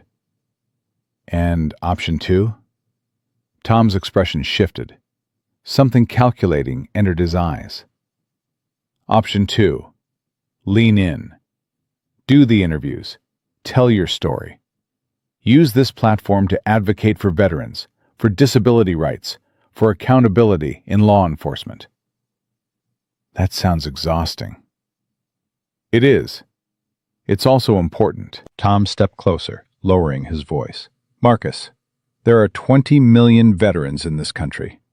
Millions of them are struggling right now, with PTSD, with homelessness, with a system that chews them up and spits them out. Most of them are invisible. Nobody tells their stories. Nobody fights for them. And you think I can change that? I think you already have. One interview at a time. One speech at a time. One moment of courage at a time. Tom gripped his shoulder. You went back into the fire in Kandahar. 3 times. Because that's who you are. This is just another fire. A different kind, but a fire all the same. Marcus thought about Lily, asleep on a cot in a stranger's kitchen. About his ex-wife, who would probably lose her mind when she saw him on national television.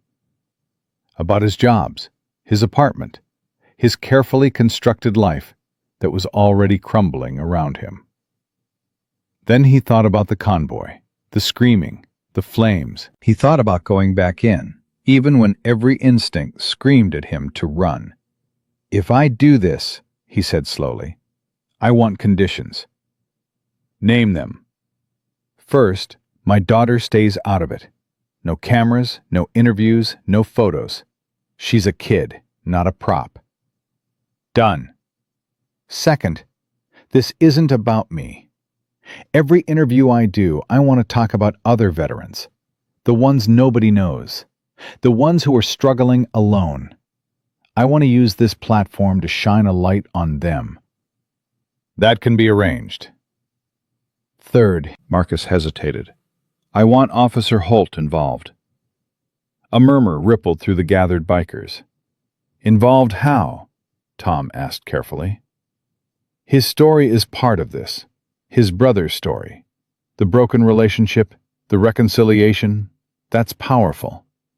People need to see that redemption is possible, that enemies can become allies, that change is real. Tom was quiet for a long moment. You're asking me to put a man who humiliated you on a national stage alongside you. I'm asking you to help me show the world what forgiveness looks like. Why? After everything he did? Marcus looked at Wrench, who was watching him with something like wonder in his eyes. Because 6 years ago, a young medic dragged me out of a fire and gave me my life back. He didn't do it because I deserved it. He did it because that's who he was. Someone who helps, even when it's hard. Marcus turned back to Tom. I want to be that person too. I want Lily to grow up knowing that her father didn't just survive the fire. He walked back into it to pull others out. The silence stretched for what felt like eternity. Then Tom smiled. It was a real smile, the kind that transformed his weathered face into something almost gentle. You know what, Sergeant Webb? You might be the best man I've ever met. I'm just trying not to be the worst.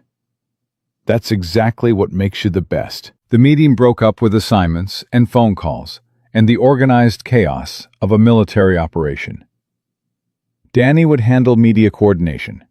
Rico would manage security. Wrench would stay close to Marcus as a personal liaison.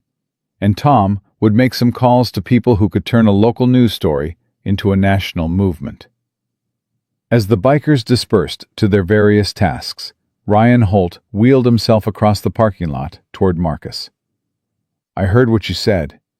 About wanting Derek involved? Is that going to be a problem? No, just... Ryan struggled for words. Why? Why would you do that for him? Marcus crouched down so they were eye to eye. It was becoming a habit, this eye-level conversation thing. Maybe because he knew what it felt like to be looked down on. Your brother made a mistake. A bad one. But he's also a human being who's clearly in pain. I could use this platform to destroy him, to make sure he never works in law enforcement again, to turn him into a cautionary tale that follows him for the rest of his life. Some people would say he deserves that. Maybe, but what good would it do? Marcus shook his head. I've been angry for 5 years. Angry at the world, at the VA, at every person who looked at me with pity or suspicion. That anger ate me alive. It cost me my marriage, my health, my peace of mind. How did you stop? I didn't, not completely. But I started choosing, one moment at a time, to let it go, to focus on what I could build instead of what I'd lost. Marcus stood. Your brother has a choice to make. He can spend the rest of his life defined by his worst moment, or he can use this as a turning point. I'm giving him the chance. What he does with it is up to him. Ryan's eyes were wet. You're a better man than me. I don't know if I could be that generous. Sure you could. You already proved it. How? You flew halfway around the world to reconcile with a brother who hurt you. You wheeled yourself into that council chamber and chose love over anger. That's the same thing, just in a different form. Ryan was quiet for a moment. Then he laughed softly. You know, Derek used to be the wise one in our family, the one who always knew the right thing to say. Somewhere along the way, he forgot. Maybe you can help him remember. Maybe we both can. They shook hands, two veterans bound by sacrifice and loss, united by something stronger than either. Hope. The call came at 11:47 p.m. Marcus was dozing in a chair at Rosie's, reluctant to leave Lily, even though she was sleeping peacefully on the cot in the back room. His phone buzzed, and he jolted awake with the instincts of a soldier who had spent too many nights in hostile territory. Unknown number. New York area code. Hello? Mr. Webb, this is Sandra Chen from Good Morning America. I hope I'm not calling too late. It's fine. What can I do for you? I wanted to personally thank you for agreeing to our interview tomorrow. Your story has touched millions of people already, and I think this appearance will help even more. I hope so. I also wanted to discuss some of the details. We'd like to have you in studio by 6 a.m. for hair and makeup. The interview will air live at 7:15. Is that acceptable? Marcus did the math. That meant leaving Cedar Falls by 4 a.m. to make the drive to Des Moines, where they'd be doing the broadcast from a local affiliate. That's fine. Excellent. And Mr. Webb, we've had an unusual request. His gut tightened. What kind of request? Officer Derek Holt has contacted us. He's asked to appear alongside you, to publicly apologize and discuss his path to redemption. Sandra paused. We thought it could be powerful television, but only if you're comfortable with it. Marcus closed his eyes. This was exactly what he had asked for, and yet, hearing it put so starkly, powerful television, made his stomach turn. Can I have a moment to think about it? Of course, but we'll need an answer by midnight. Production needs to know. I understand. I'll call you back. He hung up and stared at the phone in his hand. Wrench appeared in the doorway. Everything okay? Define okay. Not actively on fire? Marcus laughed, despite himself. Then, no. Everything is not okay. He explained the situation, the early morning call time, Derek's request, the decision that needed to be made in the next 13 minutes. Wrench listened without interrupting. When Marcus finished, he was quiet for a long moment. What does your gut tell you? My gut tells me to run, to grab Lily and drive as far away from cameras and reporters and public spectacles as possible. And your heart? Marcus looked toward the back room where his daughter was sleeping. My heart tells me that running is what I've been doing for 5 years, and it hasn't worked. The pain is still there. The anger is still there.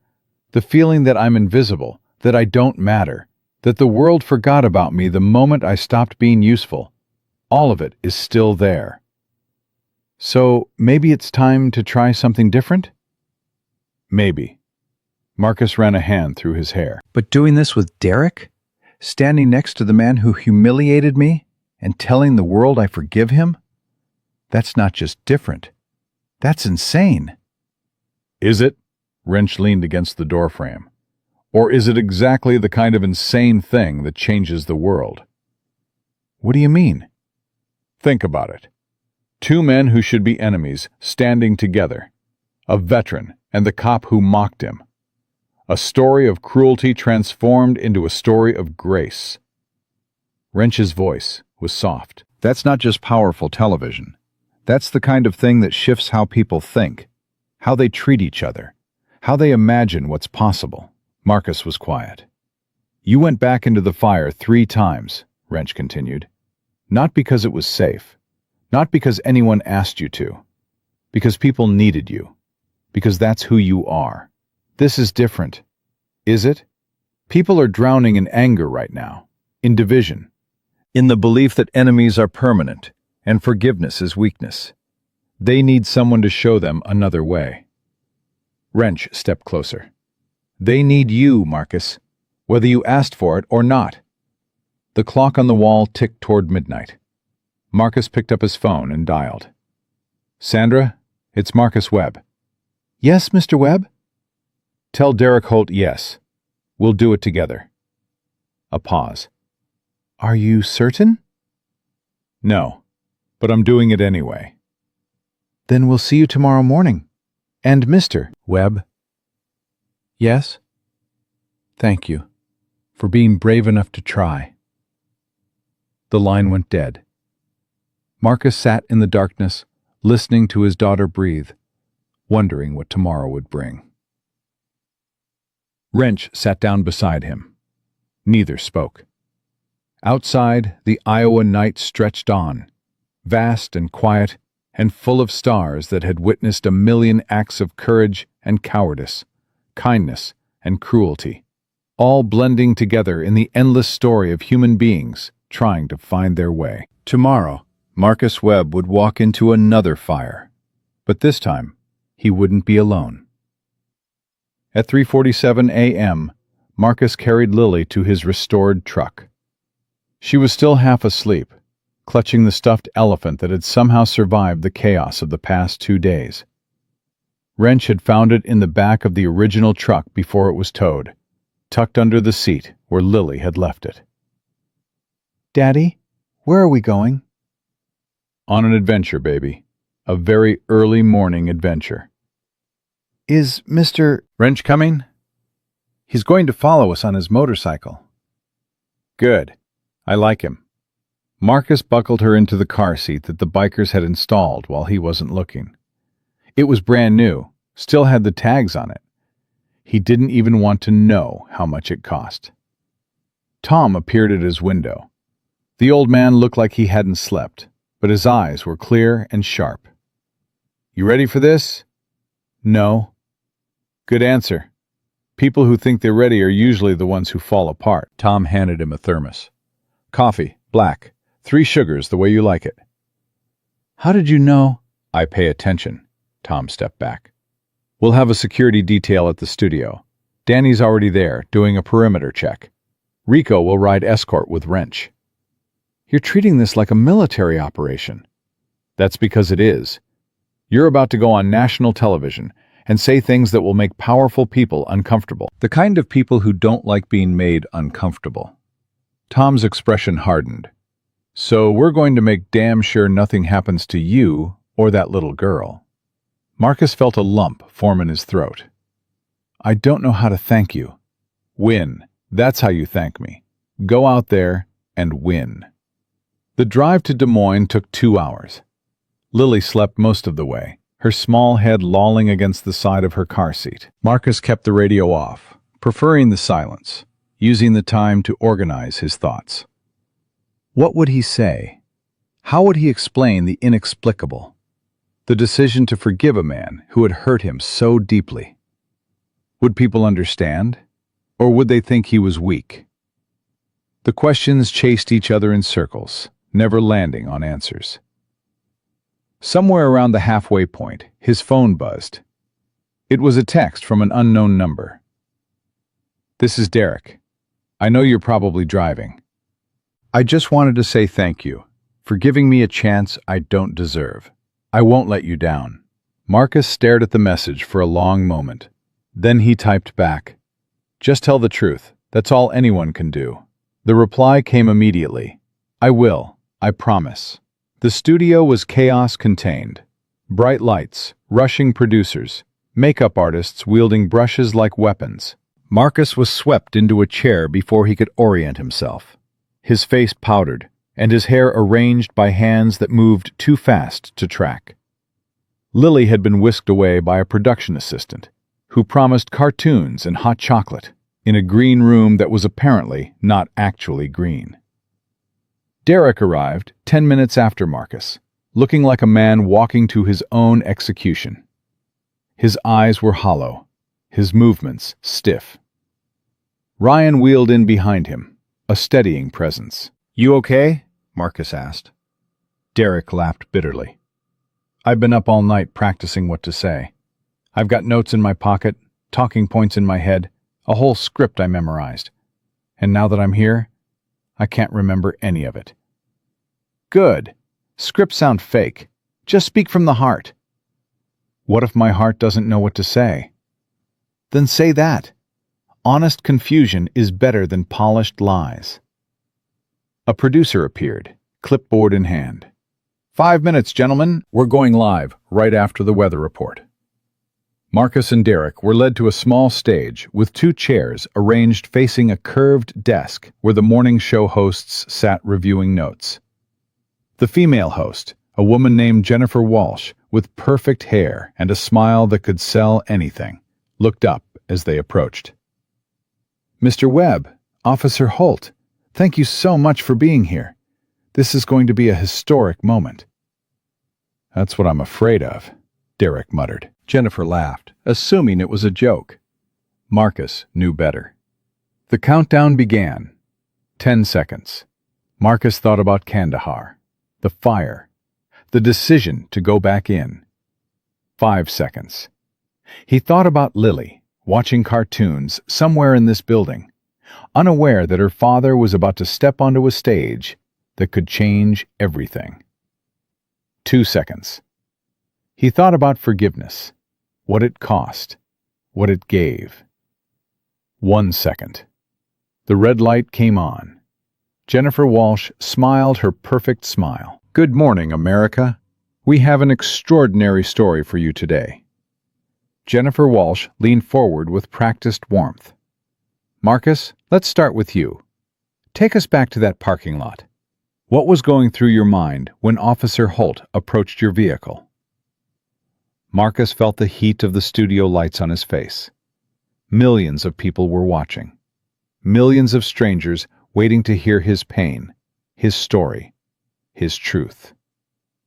"I was thinking about my daughter," he said quietly. "She was inside the diner, watching through the window. It was her birthday. I had driven 40 miles with a broken radiator just to see her smile. And instead? Instead, she watched a police officer call her father a faker. She watched him throw my disabled placard on the ground like it was garbage. She watched my truck get towed away while I stood there, helpless, unable to do anything." Jennifer turned to Derek. "Officer Holt, you've heard Marcus describe that moment. What do you have to say?" Derek's hands were shaking visibly. He clasped them together to hide the tremor. "I destroyed something that day. Something I can never fully repair," his voice cracked. "When I looked at Marcus, I didn't see a hero. I didn't see a father. I saw everything I hated about myself reflected back at me. And I punished him for it." "What do you mean?" "My brother Ryan lost both legs in Afghanistan. When he came home, I couldn't handle it. I couldn't handle seeing him in that wheelchair. Couldn't handle the way he'd changed. Couldn't handle my own guilt for being safe at home while he was bleeding in a foreign country." Derek's eyes were wet. "So I ran. I stopped talking to him. I let 3 years pass without a single phone call. And somewhere in that silence, my anger turned toxic. I started seeing every veteran as a reminder of my failure." "So, when you saw Marcus?" "I saw my brother. I saw every veteran I'd been avoiding, and I lashed out because it was easier than facing my own shame." Jennifer let the moment breathe. The studio was absolutely silent. "Marcus," she said softly, "you've heard Derek's explanation. Does it change anything for you?"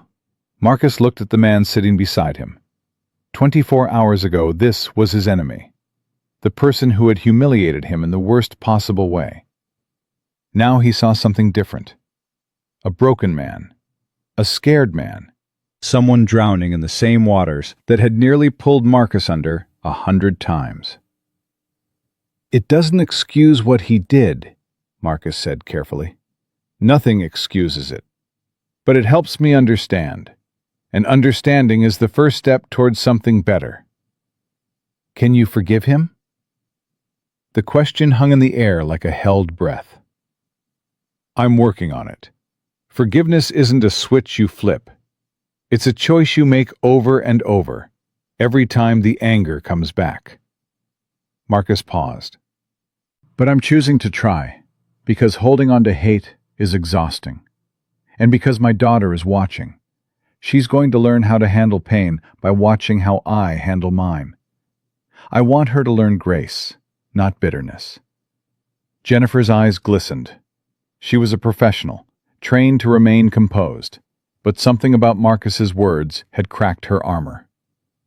"We have a surprise for you both," she said. "Someone who flew in specifically to be here today."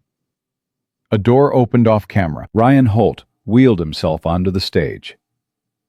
Derek made a sound that was half gasp, half sob. "Ryan? What are you doing?" "What I should have done 3 years ago." Ryan positioned his wheelchair between the two men. "Being here. For both of you." "I don't understand." "I asked the producers if I could say something. They agreed." Ryan turned to face the camera. "My name is Staff Sergeant Ryan Holt. I served 2 tours in Afghanistan with the 101st Airborne. I lost both my legs to an IED outside Kandahar in 2021. He paused, composing himself. When I came home, I was angry at the world, at God, at everyone who still had 2 working legs. But mostly, I was angry at myself for surviving when so many of my friends didn't, for being a burden to my family, for not being the man I used to be. Derek was crying openly now, tears streaming down his face. My brother Derek couldn't handle what happened to me. He pulled away, stopped calling, stopped visiting, and I let him go because I thought I was protecting him from my pain. Ryan's voice strengthened. I was wrong. By shutting him out, I gave him permission to run from his own demons. I let him believe that avoiding hard things was acceptable. Ryan, you don't have to. Yes, I do. Because this isn't just about you and Marcus. This is about every family that's been torn apart by war. Every brother who couldn't face his wounded sibling. Every veteran who's been abandoned by the people who should have been there. Ryan reached out and gripped Derek's hand. We broke something between us. But broken things can be mended. It just takes courage to pick up the pieces. Jennifer Walsh was openly crying now. So was half the crew. Marcus, Ryan continued, turning to face him. I want to thank you for what you said to my brother yesterday, for telling him it wasn't too late, for showing him that forgiveness is possible, even when it seems impossible. I just told him the truth. The truth can be the hardest thing to say, and the most powerful. Ryan squared his shoulders. I'm asking America to do something today. I'm asking every family that's been divided by pain, by pride, by silence. Pick up the phone. Send the text. Make the visit. Don't wait until it's too late. Don't let another day pass without reaching for the people you love. The camera held on his face for a long moment. Then Jennifer spoke, her voice thick with emotion. We're going to take a short break. When we come back, we'll hear more from these 3 incredible men. The red light went off. Marcus let out a breath he didn't know he'd been holding. That was intense, Derek muttered. That was necessary, Ryan corrected. How do you feel? Like I just ran a marathon. In quicksand. While on fire. Marcus laughed despite himself. That's about right. A production assistant appeared with water bottles and tissues. The 3 men sat in silence, processing what had just happened. Is it always like this? Derek asked. Television, I mean. I have no idea. This is my first time. Mine too. Derek wiped his eyes. I spent 7 years as a cop, and nothing prepared me for this. Not the academy, not the streets, nothing. War didn't prepare me either. Marcus took a long drink of water. But here we are anyway. Here we are. Derek turned to face him fully. Marcus, I know I said it before, but I need to say it again. I'm sorry. Not just for what I did, but for who I was. For the person I let myself become. I know. I'm going to spend the rest of my life trying to make it right. Volunteering at the VA, working with veterans groups, whatever it takes. That's good. But, Derek? Yeah? Don't do it for me. Don't do it to make yourself feel better about what happened. Do it because it's the right thing to do. Period. Do it because those veterans deserve support, regardless of what happened in some parking lot in Cedar Falls. Derek nodded slowly. You're right. You're absolutely right. And one more thing. What? Marcus leaned closer. Call your brother more often. Not just on holidays. Not just when there's a crisis. Call him on random Tuesdays when nothing special is happening. That's when people need connection most. Ryan grinned. I like this guy. Me too, Derek said quietly. Me too. The second segment went deeper. Jennifer asked about Kandahar, about the convoy, about the moment Marcus decided to go back into the fire. "I wasn't thinking clearly," Marcus admitted. "My leg was destroyed. I was losing blood. Every instinct was screaming at me to stay down, to let someone else handle it. But I could hear screaming inside the vehicle. People I'd served with, friends, brothers." "So you went back?" "3 times, until there was no one left to save." "And the third time?" "The third time, the fuel tank exploded. I don't remember much after that. I woke up in a military hospital 2 weeks later, and my leg was gone." Jennifer let the silence speak. "Do you regret it?" she finally asked. "Going back that third time?" Marcus thought about Lily, about the years of pain and struggle, about learning to walk again, fighting for benefits, losing his marriage, working 3 jobs just to survive. "No," he said firmly. "I regret a lot of things in my life, but not that. Never that." "Why?" "Because those 17 people went home to their families.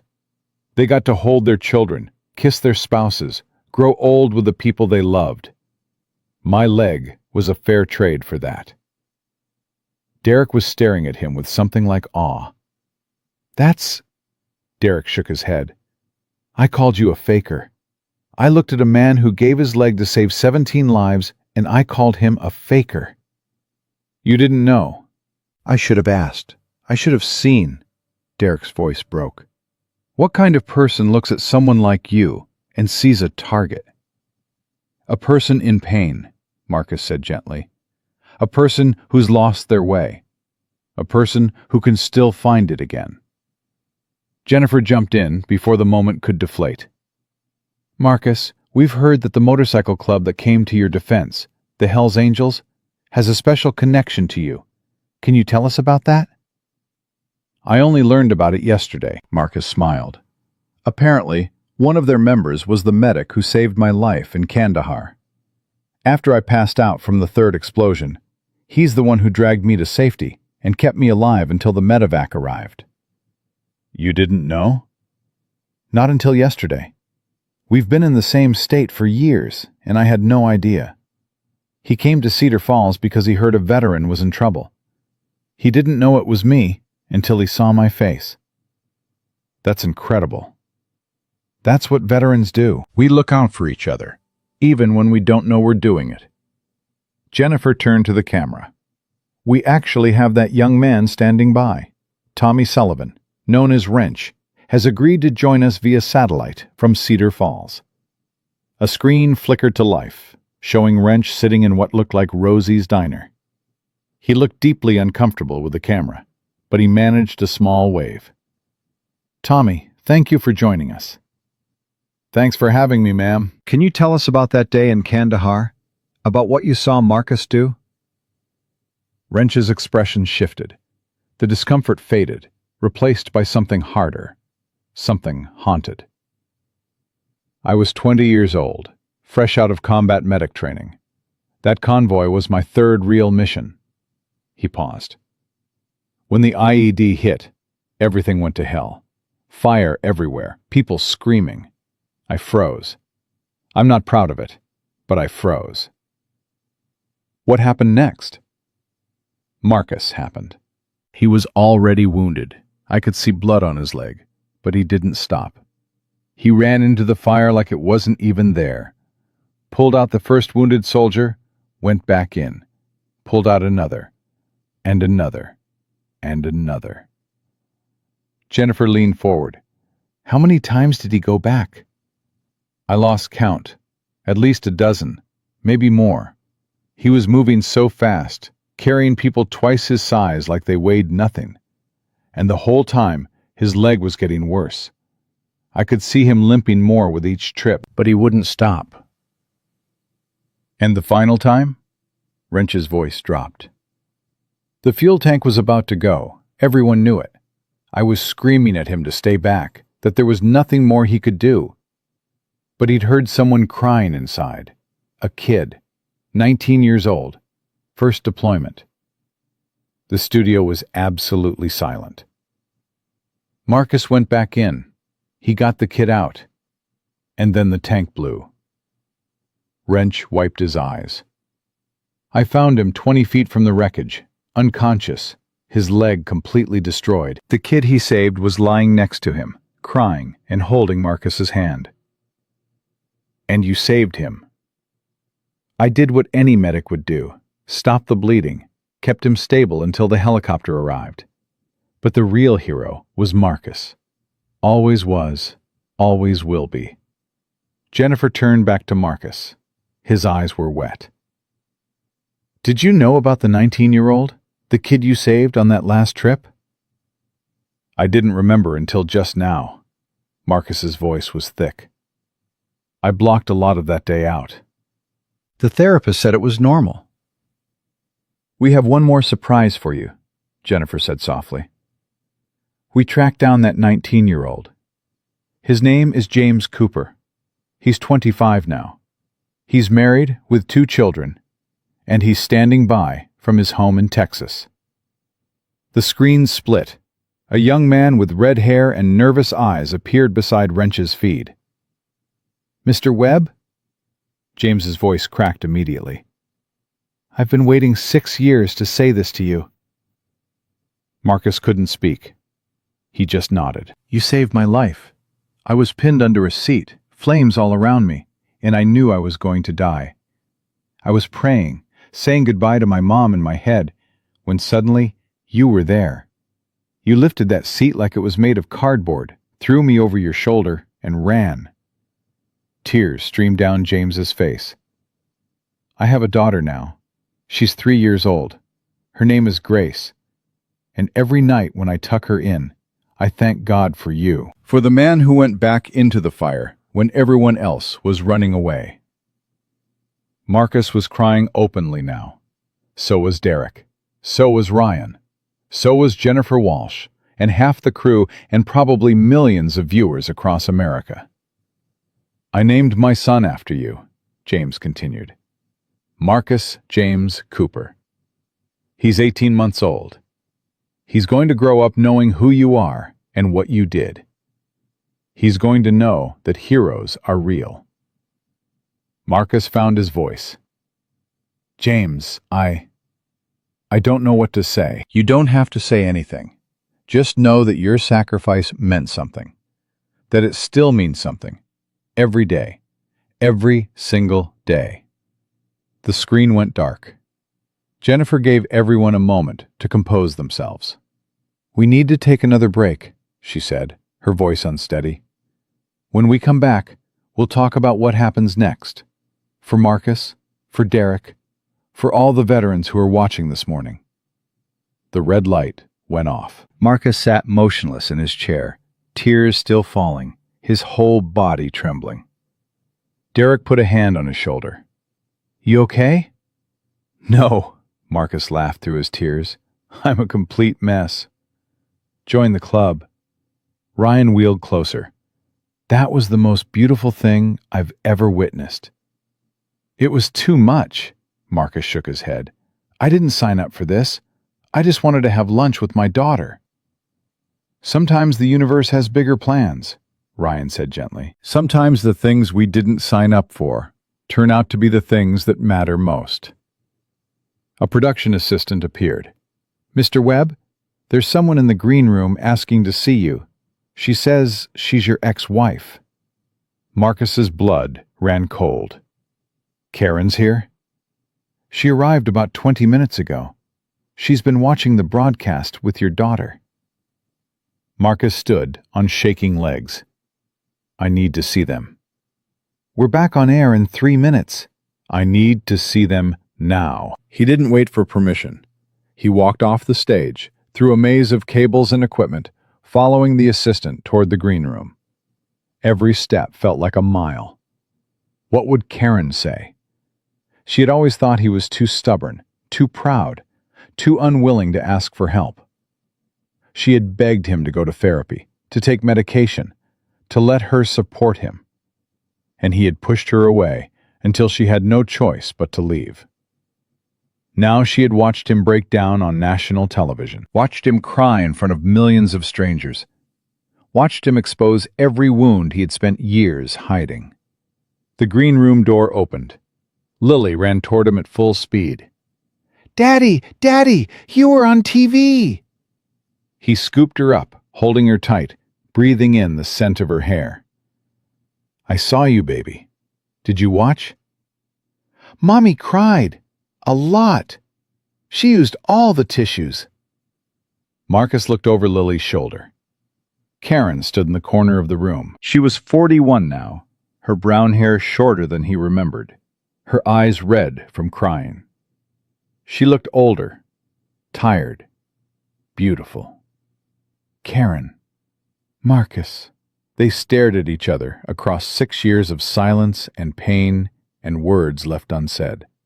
"I didn't know," she whispered, "about Kandahar, about what you did.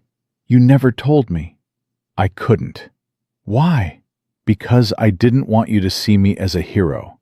I wanted you to see me as a husband, a father, a normal person." His voice broke. Heroes don't have nightmares. Heroes don't wake up screaming. Heroes don't fall apart when their daughter asks why Daddy is crying again. Karen crossed the room in 3 steps. She put her hands on his face the way she used to do when they were young and in love and the world was full of possibility. "You idiot," she said softly. "You beautiful, stubborn idiot. I never wanted a hero. I just wanted you." "Karen, I'm sorry I left. I'm sorry I gave up. I should have fought harder. I should have seen how much pain you were carrying. I pushed you away. I didn't let you see. Then let me see now." Her eyes were fierce. "Let me back in. Let me help carry it." Marcus looked at her, then at Lily, who was watching them with wide eyes. "Daddy, are you and Mommy going to be friends again?" He didn't know how to answer, didn't know what was possible anymore. But for the first time in years, he felt something stir in his chest. Something that felt like hope. "We're going to try, baby," he said quietly. "We're going to try." A knock at the door. "Mr. Webb, we're live in 60 seconds. Marcus set Lily down and looked at Karen. "Will you stay? Watch the rest?" "I'm not going anywhere." She squeezed his hand. "Not this time." He walked back to the stage. Derek and Ryan were waiting, both looking at him with curiosity. "Everything okay?" Derek asked. "I don't know yet." Marcus took his seat. "But for the first time in a long time, I think it might be." The red light came on. Jennifer Walsh smiled her perfect smile. "Welcome back. We've been hearing from Marcus Webb about his incredible story of sacrifice and survival. Now I want to ask you, Marcus, what comes next? What do you hope will change because of this moment?" Marcus looked directly into the camera. He thought about Lily watching, about Karen watching, about every veteran sitting alone in a dark room, wondering if anyone remembered them. "I hope people start seeing each other," he said. "Really seeing. Not the surface stuff, the uniforms, the disabilities, the mistakes, but the human beings underneath. Every person you meet is carrying something. Pain, fear, shame, hope. We're all fighting battles nobody knows about." He paused. "I hope families start talking again. I hope brothers call their brothers. I hope fathers find the courage to be vulnerable with their children. I hope we stop treating forgiveness as weakness and start treating it as what it really is, the bravest thing a person can do." Jennifer nodded, visibly moved. "And Officer Holt, what about you?" Derek straightened in his chair. "I'm going to earn back the trust I betrayed, not with words, but with actions. I'm going to volunteer at the VA. I'm going to listen to veteran stories. I'm going to become the kind of officer, the kind of person, who lifts people up instead of tearing them down." "Will you return to the police force?" "I don't know yet. That's not my decision to make. But whether I'm wearing a badge or not, I'm going to spend the rest of my life serving the people I once failed to protect." Ryan leaned forward. "And I'm going to make sure he keeps that promise. That's what brothers do." Jennifer smiled through her tears. "Gentlemen, thank you. Thank you for your honesty, your courage, and your example. America is better because of what you've shared today." The broadcast ended. The red light went off, and Marcus Webb, disabled veteran, father, survivor, sat in a television studio in Des Moines, Iowa, feeling something he hadn't felt in 6 years. Whole. The drive back to Cedar Falls felt different. Marcus kept glancing in the rearview mirror at Karen's car following behind them. She had insisted on coming, had refused to let him drive away without her. Lily sat in the back seat, chattering about everything and nothing, unaware that her parents were having a silent conversation through mirrors and turn signals. "Daddy, is Mommy going to live with us now?" Marcus gripped the steering wheel tighter. "I don't know, baby. Grown-up stuff is complicated." "Why?" "Because grown-ups make things complicated. It's one of our worst habits." "You should stop doing that." He laughed despite himself. "You're right. We really should." His phone buzzed. A text from Wrench. "Town's going crazy. News vans everywhere. Bikers still here. Tom wants to see you when you get back." Marcus typed a quick response at a red light. "On my way. Karen's with me." The reply came instantly. "Your ex-wife? The one you don't talk about?" "That's the one." This should be interesting. Cedar Falls had transformed overnight. Main Street was lined with people holding signs, veterans in wheelchairs, families with American flags, kids waving homemade posters that said things like, "Thank you, Marcus," and "Heroes live here." Marcus slowed the truck to a crawl, overwhelmed. "Daddy, look!" Lily pressed her face against the window. "All those people are waving at us." "I see them, baby." "Are they waving because you were on TV?" "I think so." "You're famous now." "I hope not." But the crowd disagreed. As Marcus's truck crept down Main Street, people started cheering, clapping. Some were crying. An old man in a VFW cap saluted as they passed, his weathered hand trembling against his forehead. Marcus found himself saluting back, muscle memory overriding conscious thought. Karen pulled up beside him at a stoplight. She rolled down her window, her eyes wide. "Marcus, what is this?" "I have no idea." "There must be 500 people out here." "At least." The light changed. They drove on, the crowd partying like water around their vehicles. Tom was waiting at Rosie's diner, surrounded by his brothers. When Marcus stepped out of the truck, the old biker crossed the distance in 3 strides and pulled him into a crushing hug. "You did good, son. You did real good." "I just told the truth." "That's the hardest thing anyone can do, and you did it in front of millions." Tom released him and stepped back, his eyes suspiciously bright. "I'm proud of you.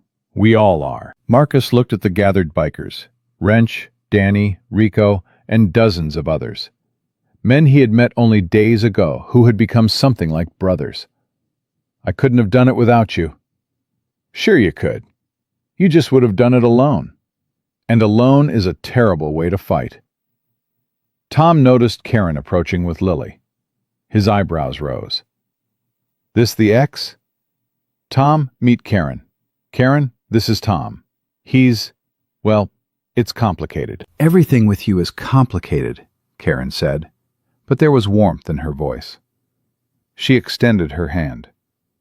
"Thank you for helping Marcus, for being there when he needed someone." Tom shook her hand firmly. "Your husband is a good man, one of the best I've ever known." "Ex-husband," Karen corrected automatically. "That's not what your eyes say." Karen blushed. Actually blushed. Marcus hadn't seen her do that in years. "Mommy, look at all the motorcycles!" Lily was tugging at Karen's hand, trying to drag her toward the line of chrome and leather. "Mr. Wrench said I could sit on one." "Did he now?" Wrench appeared, looking sheepish. "I may have promised her a photo op, if that's okay." Karen looked at Marcus. Marcus shrugged. "Fine," Karen said, "but you're responsible if she decides she wants a motorcycle for her next birthday." "Deal." Wrench led Lily away, launching into an animated explanation of how motorcycle engines worked. Karen watched them go with an expression Marcus couldn't quite read. "He seems nice, for a biker." "He saved my life, in Kandahar." Karen's head snapped toward him. "What?" "Long story. I'll tell you everything. But right now, I think we need to talk." "We do." They found a quiet corner inside the diner. Rosie brought them coffee without being asked, then tactfully disappeared. For a long moment, neither spoke. 6 years of silence sat between them like a wall of ice. Karen broke first. "I watched the whole broadcast, every second. I saw you cry, Marcus. I saw you actually cry in front of the whole country. I couldn't hold it in anymore. You used to hold it in with me, every night, every nightmare. Every time I asked what was wrong, you'd say nothing and walk away. I know. Why? Why could you cry on national television, but not in our bedroom?" Marcus stared at his coffee. The question had been haunting him for hours, maybe years. "Because strangers don't expect anything," he finally said. "They watch, they feel sorry, they move on. But you," he looked up at her, "you wanted to fix me. And I didn't want to be fixed. I wanted to pretend I wasn't broken." "You're not broken." "I was. I am. Some parts of me will always be broken." He touched his prosthetic leg through his jeans. "This is just the part you can see. The other parts are deeper." Karen reached across the table and took his hand. Her touch was warm, familiar, like coming home after a very long journey. "I didn't want to fix you," she said softly. "I wanted to love you, all of you, including the broken parts. I didn't know how to let you." "Do you know now?" Marcus thought about the past 3 days, about being humiliated in front of his daughter, about accepting help from strangers, about crying on television and discovering that vulnerability wasn't the same as weakness. "I'm learning," he said. "Slowly, but I'm learning." "Then maybe we can learn together." The words hung in the air between them. An invitation, a question, a hope. "Karen, I can't promise I won't have bad days. I can't promise the nightmares will stop, or that I'll suddenly become the man you married. That man died in Kandahar." "I don't want that man. I want the man you've become." Her grip tightened on his hand. "The man who goes back into the fire. The man who forgives his enemies. The man who teaches his daughter about grace." "That man is tired and scared and still figuring out how to live in a world that doesn't make sense." "So is everyone else," Karen smiled. "That's called being human, Marcus. It's not a disqualification. It's the admission price." The door burst open. Lily ran in, her hair wild, her eyes bright with excitement. "Mommy, Daddy, Mr. Tom says there's going to be a parade, and I get to ride on a motorcycle, and there's going to be a cake, and everyone's invited." Marcus and Karen exchanged glances. "A parade?" Marcus asked weakly. Tom appeared in the doorway, looking far too pleased with himself. "The town council called an emergency meeting. They're renaming the park after you, dedicating it to veterans. The parade is this afternoon." "I don't want a parade." "Too bad. You're getting one." Tom's expression softened. "Let these people honor you, Marcus. They need it as much as you do. This town has been waiting for something to believe. You gave them that." "I didn't do anything special." You stood up when everyone else would have stayed down. That's the definition of special. The parade started at 3 o'clock. Marcus sat in the back of a convertible, feeling ridiculous in a borrowed suit jacket over his regular clothes. Lily was beside him, waving at the crowd like she'd been doing this her whole life. Karen sat on his other side, her hand quietly intertwined with his, where the cameras couldn't see. The route went down Main Street, past Rosie's Diner, past the spot where everything had started, and ended at Cedar Falls Memorial Park. Thousands of people lined the streets. Veterans from every war since Korea. Families who had lost loved ones to combat. Children who had only heard about heroism in stories. They were all cheering for him. Marcus felt tears threatening again. He was going to become known as the veteran who couldn't stop crying. And he didn't even care anymore. "Daddy, why are you sad?"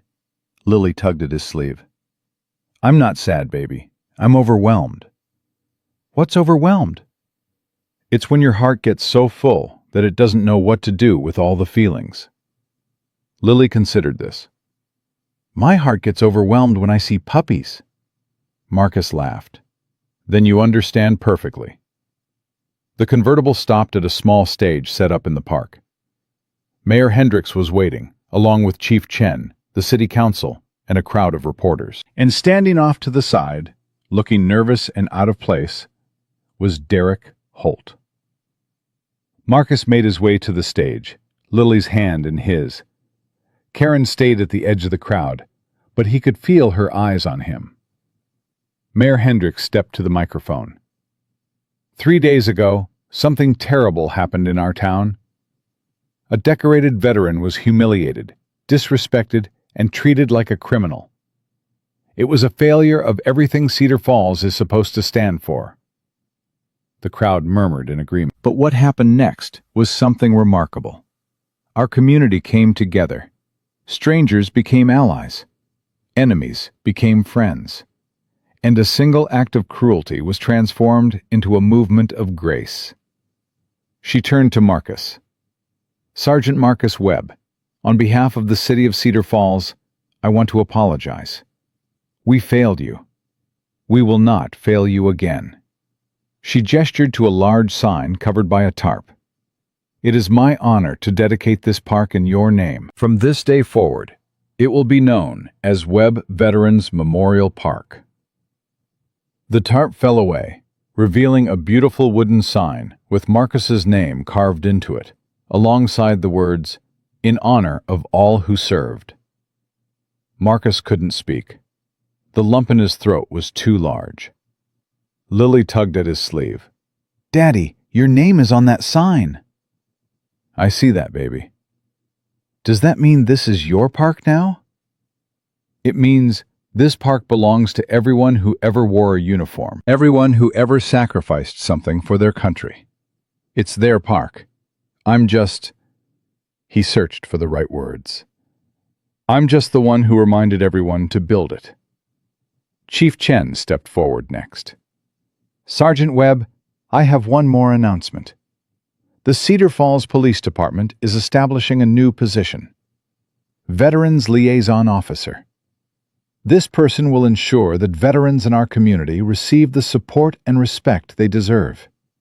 She paused. "We'd like you to help design the program, to make sure we get it right." "I'd be honored." "There's more." Chief Chen's expression was unreadable. "Officer Derek Holt has submitted a proposal. He wants to be the first person to serve in this position, under your guidance and supervision." The crowd went silent. Marcus looked at Derek, who was standing rigid with terror, his future hanging on this moment. "He believes he has something to prove," Chief Chen continued. "He believes the best way to make amends is through service. The question is whether you agree." Every eye turned to Marcus. This was it. The moment where forgiveness met reality. Where words became actions. Where the speech he had given on national television was either true or just empty rhetoric. "I have a condition," Marcus said slowly. Derek's face fell. "Anything." You don't do this alone. Ryan works with you. Tommy works with you. This whole community works with you. Marcus stepped closer to him. Redemption isn't a solo act, Derek. It takes a village to rebuild a broken person. I know, because that village just rebuilt me.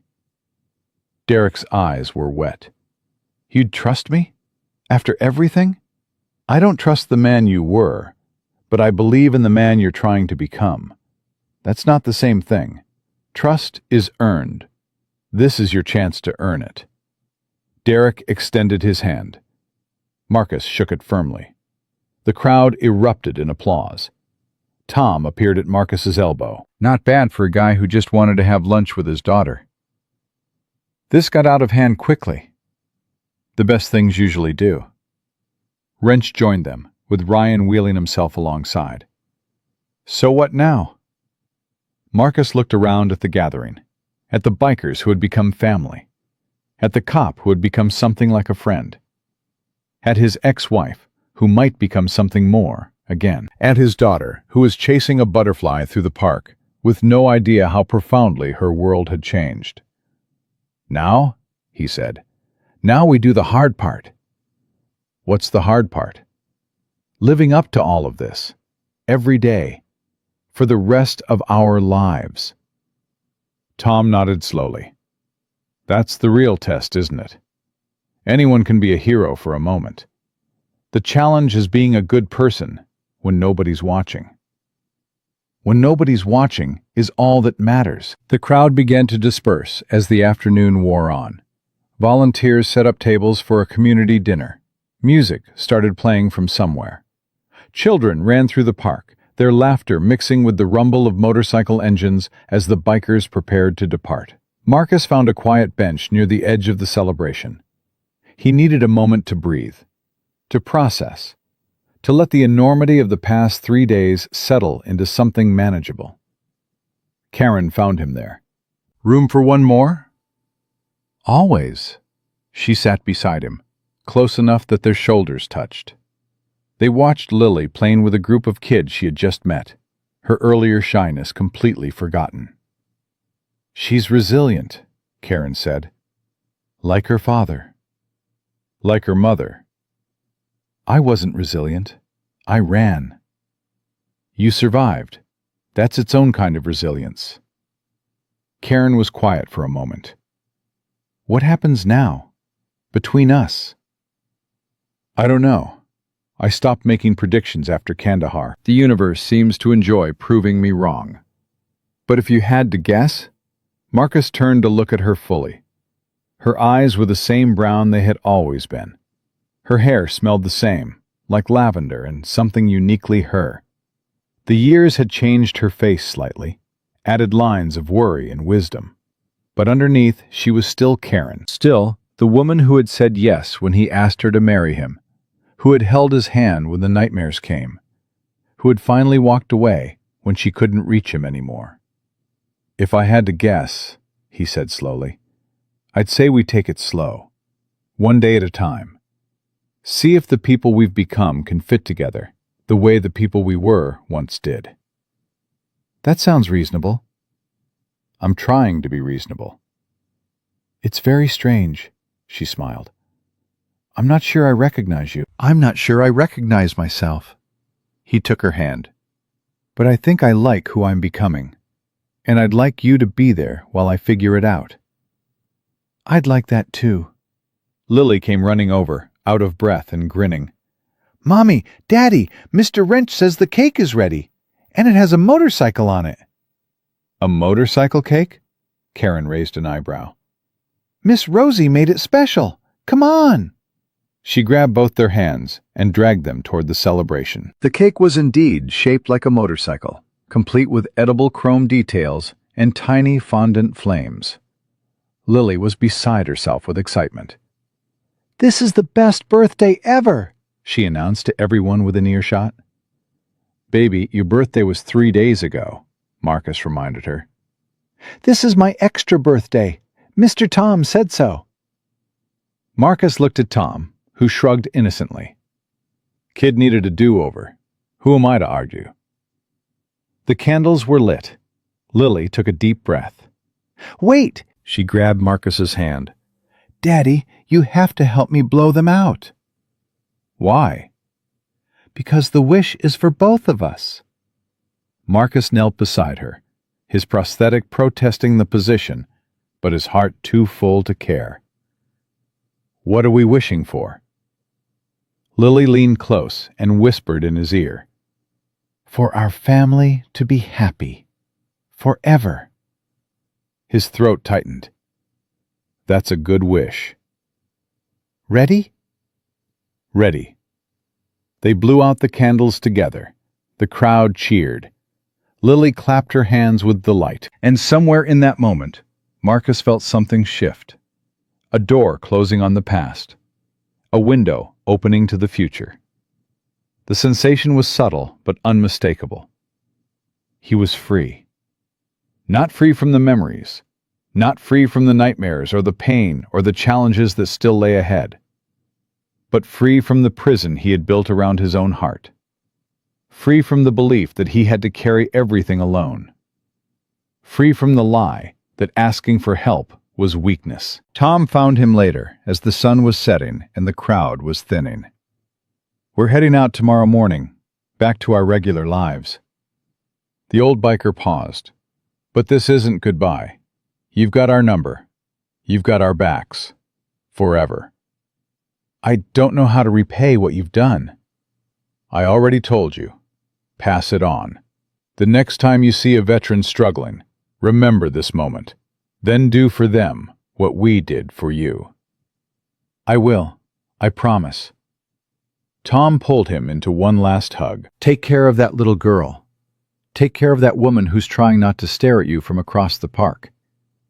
And take care of yourself. You deserve happiness, Marcus. Don't let anyone tell you different. Even myself? Especially yourself. The bikers departed the next morning in a thunderous procession.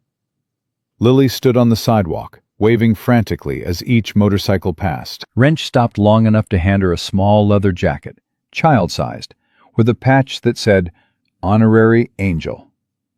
For next time, he said with a wink. There's going to be a next time? Family always comes back. He rode off to join the others, leaving Marcus standing in the sudden silence. Karen appeared beside him. So that's what a biker gang looks like. They're not a gang. They're a family. Is there a difference? Yeah. Marcus watched the last motorcycle disappear around the corner. Family doesn't leave you behind. 6 months later, Webb Veterans Memorial Park had become a gathering place. Every Tuesday and Thursday evening, veterans met in the small pavilion near the playground. They shared stories, drank coffee, and reminded each other that they weren't alone. Marcus ran the meetings. Derek assisted. Ryan provided perspective. Wrench showed up whenever he could, riding in from wherever his travels had taken him. The program had grown beyond anything Marcus had imagined. Cedar Falls had become a model for veteran support, with other cities reaching out to learn how they could replicate the approach. Senator Mitchell had visited twice. A documentary crew was filming a feature.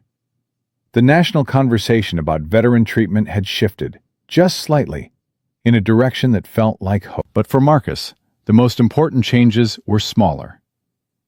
He and Karen had started dating again, actually dating, like teenagers, with dinners and movies and long walks where they talked about everything they had been too scared to say before. They weren't back together yet, not officially, but they were building something new, something stronger than what they had lost. Lily thrived. She told everyone about her biker uncles and wore her leather jacket to school until her teacher gently suggested it might not be appropriate for indoor activities. She had become something of a celebrity among her classmates, the girl whose dad was on TV, but she handled it with a grace that made Marcus proud. And Marcus himself? He had finally started sleeping through the night. Not every night, but enough. The nightmares still came, but they felt less heavy, less defining. Just memories now, instead of prisons. On the 6-month anniversary of the incident, Marcus returned to Rosie's diner. He parked his truck in the same handicapped spot where everything had started. He hung his placard from the mirror and stepped out into the Iowa sunshine. Rosie met him at the door with a hug and a cup of coffee. "Figured you'd show up today." "Couldn't stay away." "Sit, I'll bring pancakes." He slid into the same booth where he had held Lily while she cried, where Tom had offered him a chance at redemption, where his whole life had been dismantled and rebuilt in the span of a single day. The bell over the door chimed. Derek walked in, looking healthier than Marcus had ever seen him. He had put on muscle, gotten some sun, lost the haunted look that had shadowed his eyes for so long. "Mind if I join you? Pull up a chair." Derek sat across from him. For a moment, neither spoke.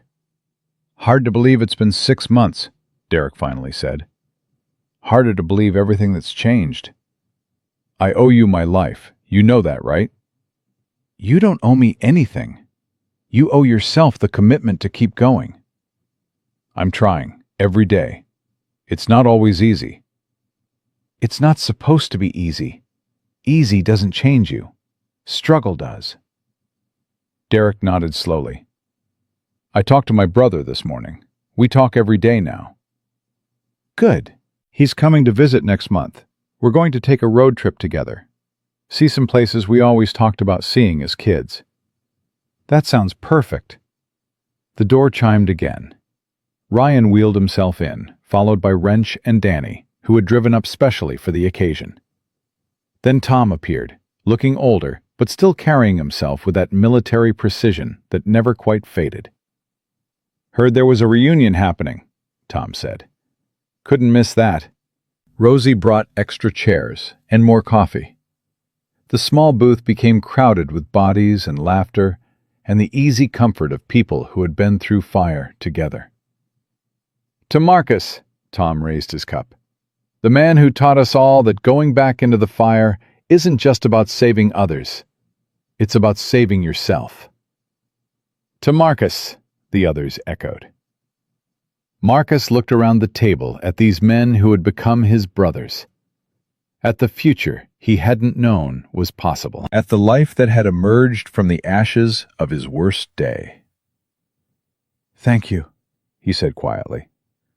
"All of you, for showing me that family can be found in the strangest places, and that asking for help isn't weakness. It's the first step toward becoming whole."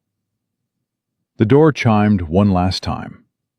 Karen walked in, holding Lily's hand.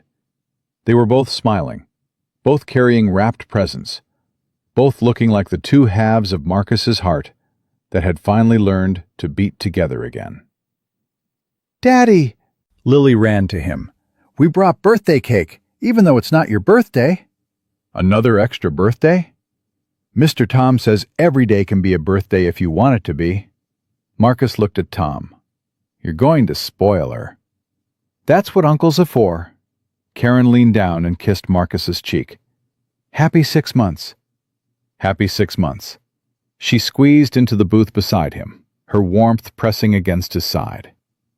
Lily climbed onto his lap. The men around the table launched into competing stories about their adventures, each one more exaggerated than the last.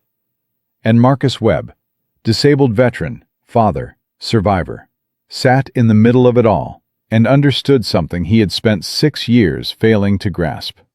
He had gone back into the fire in Kandahar to save others.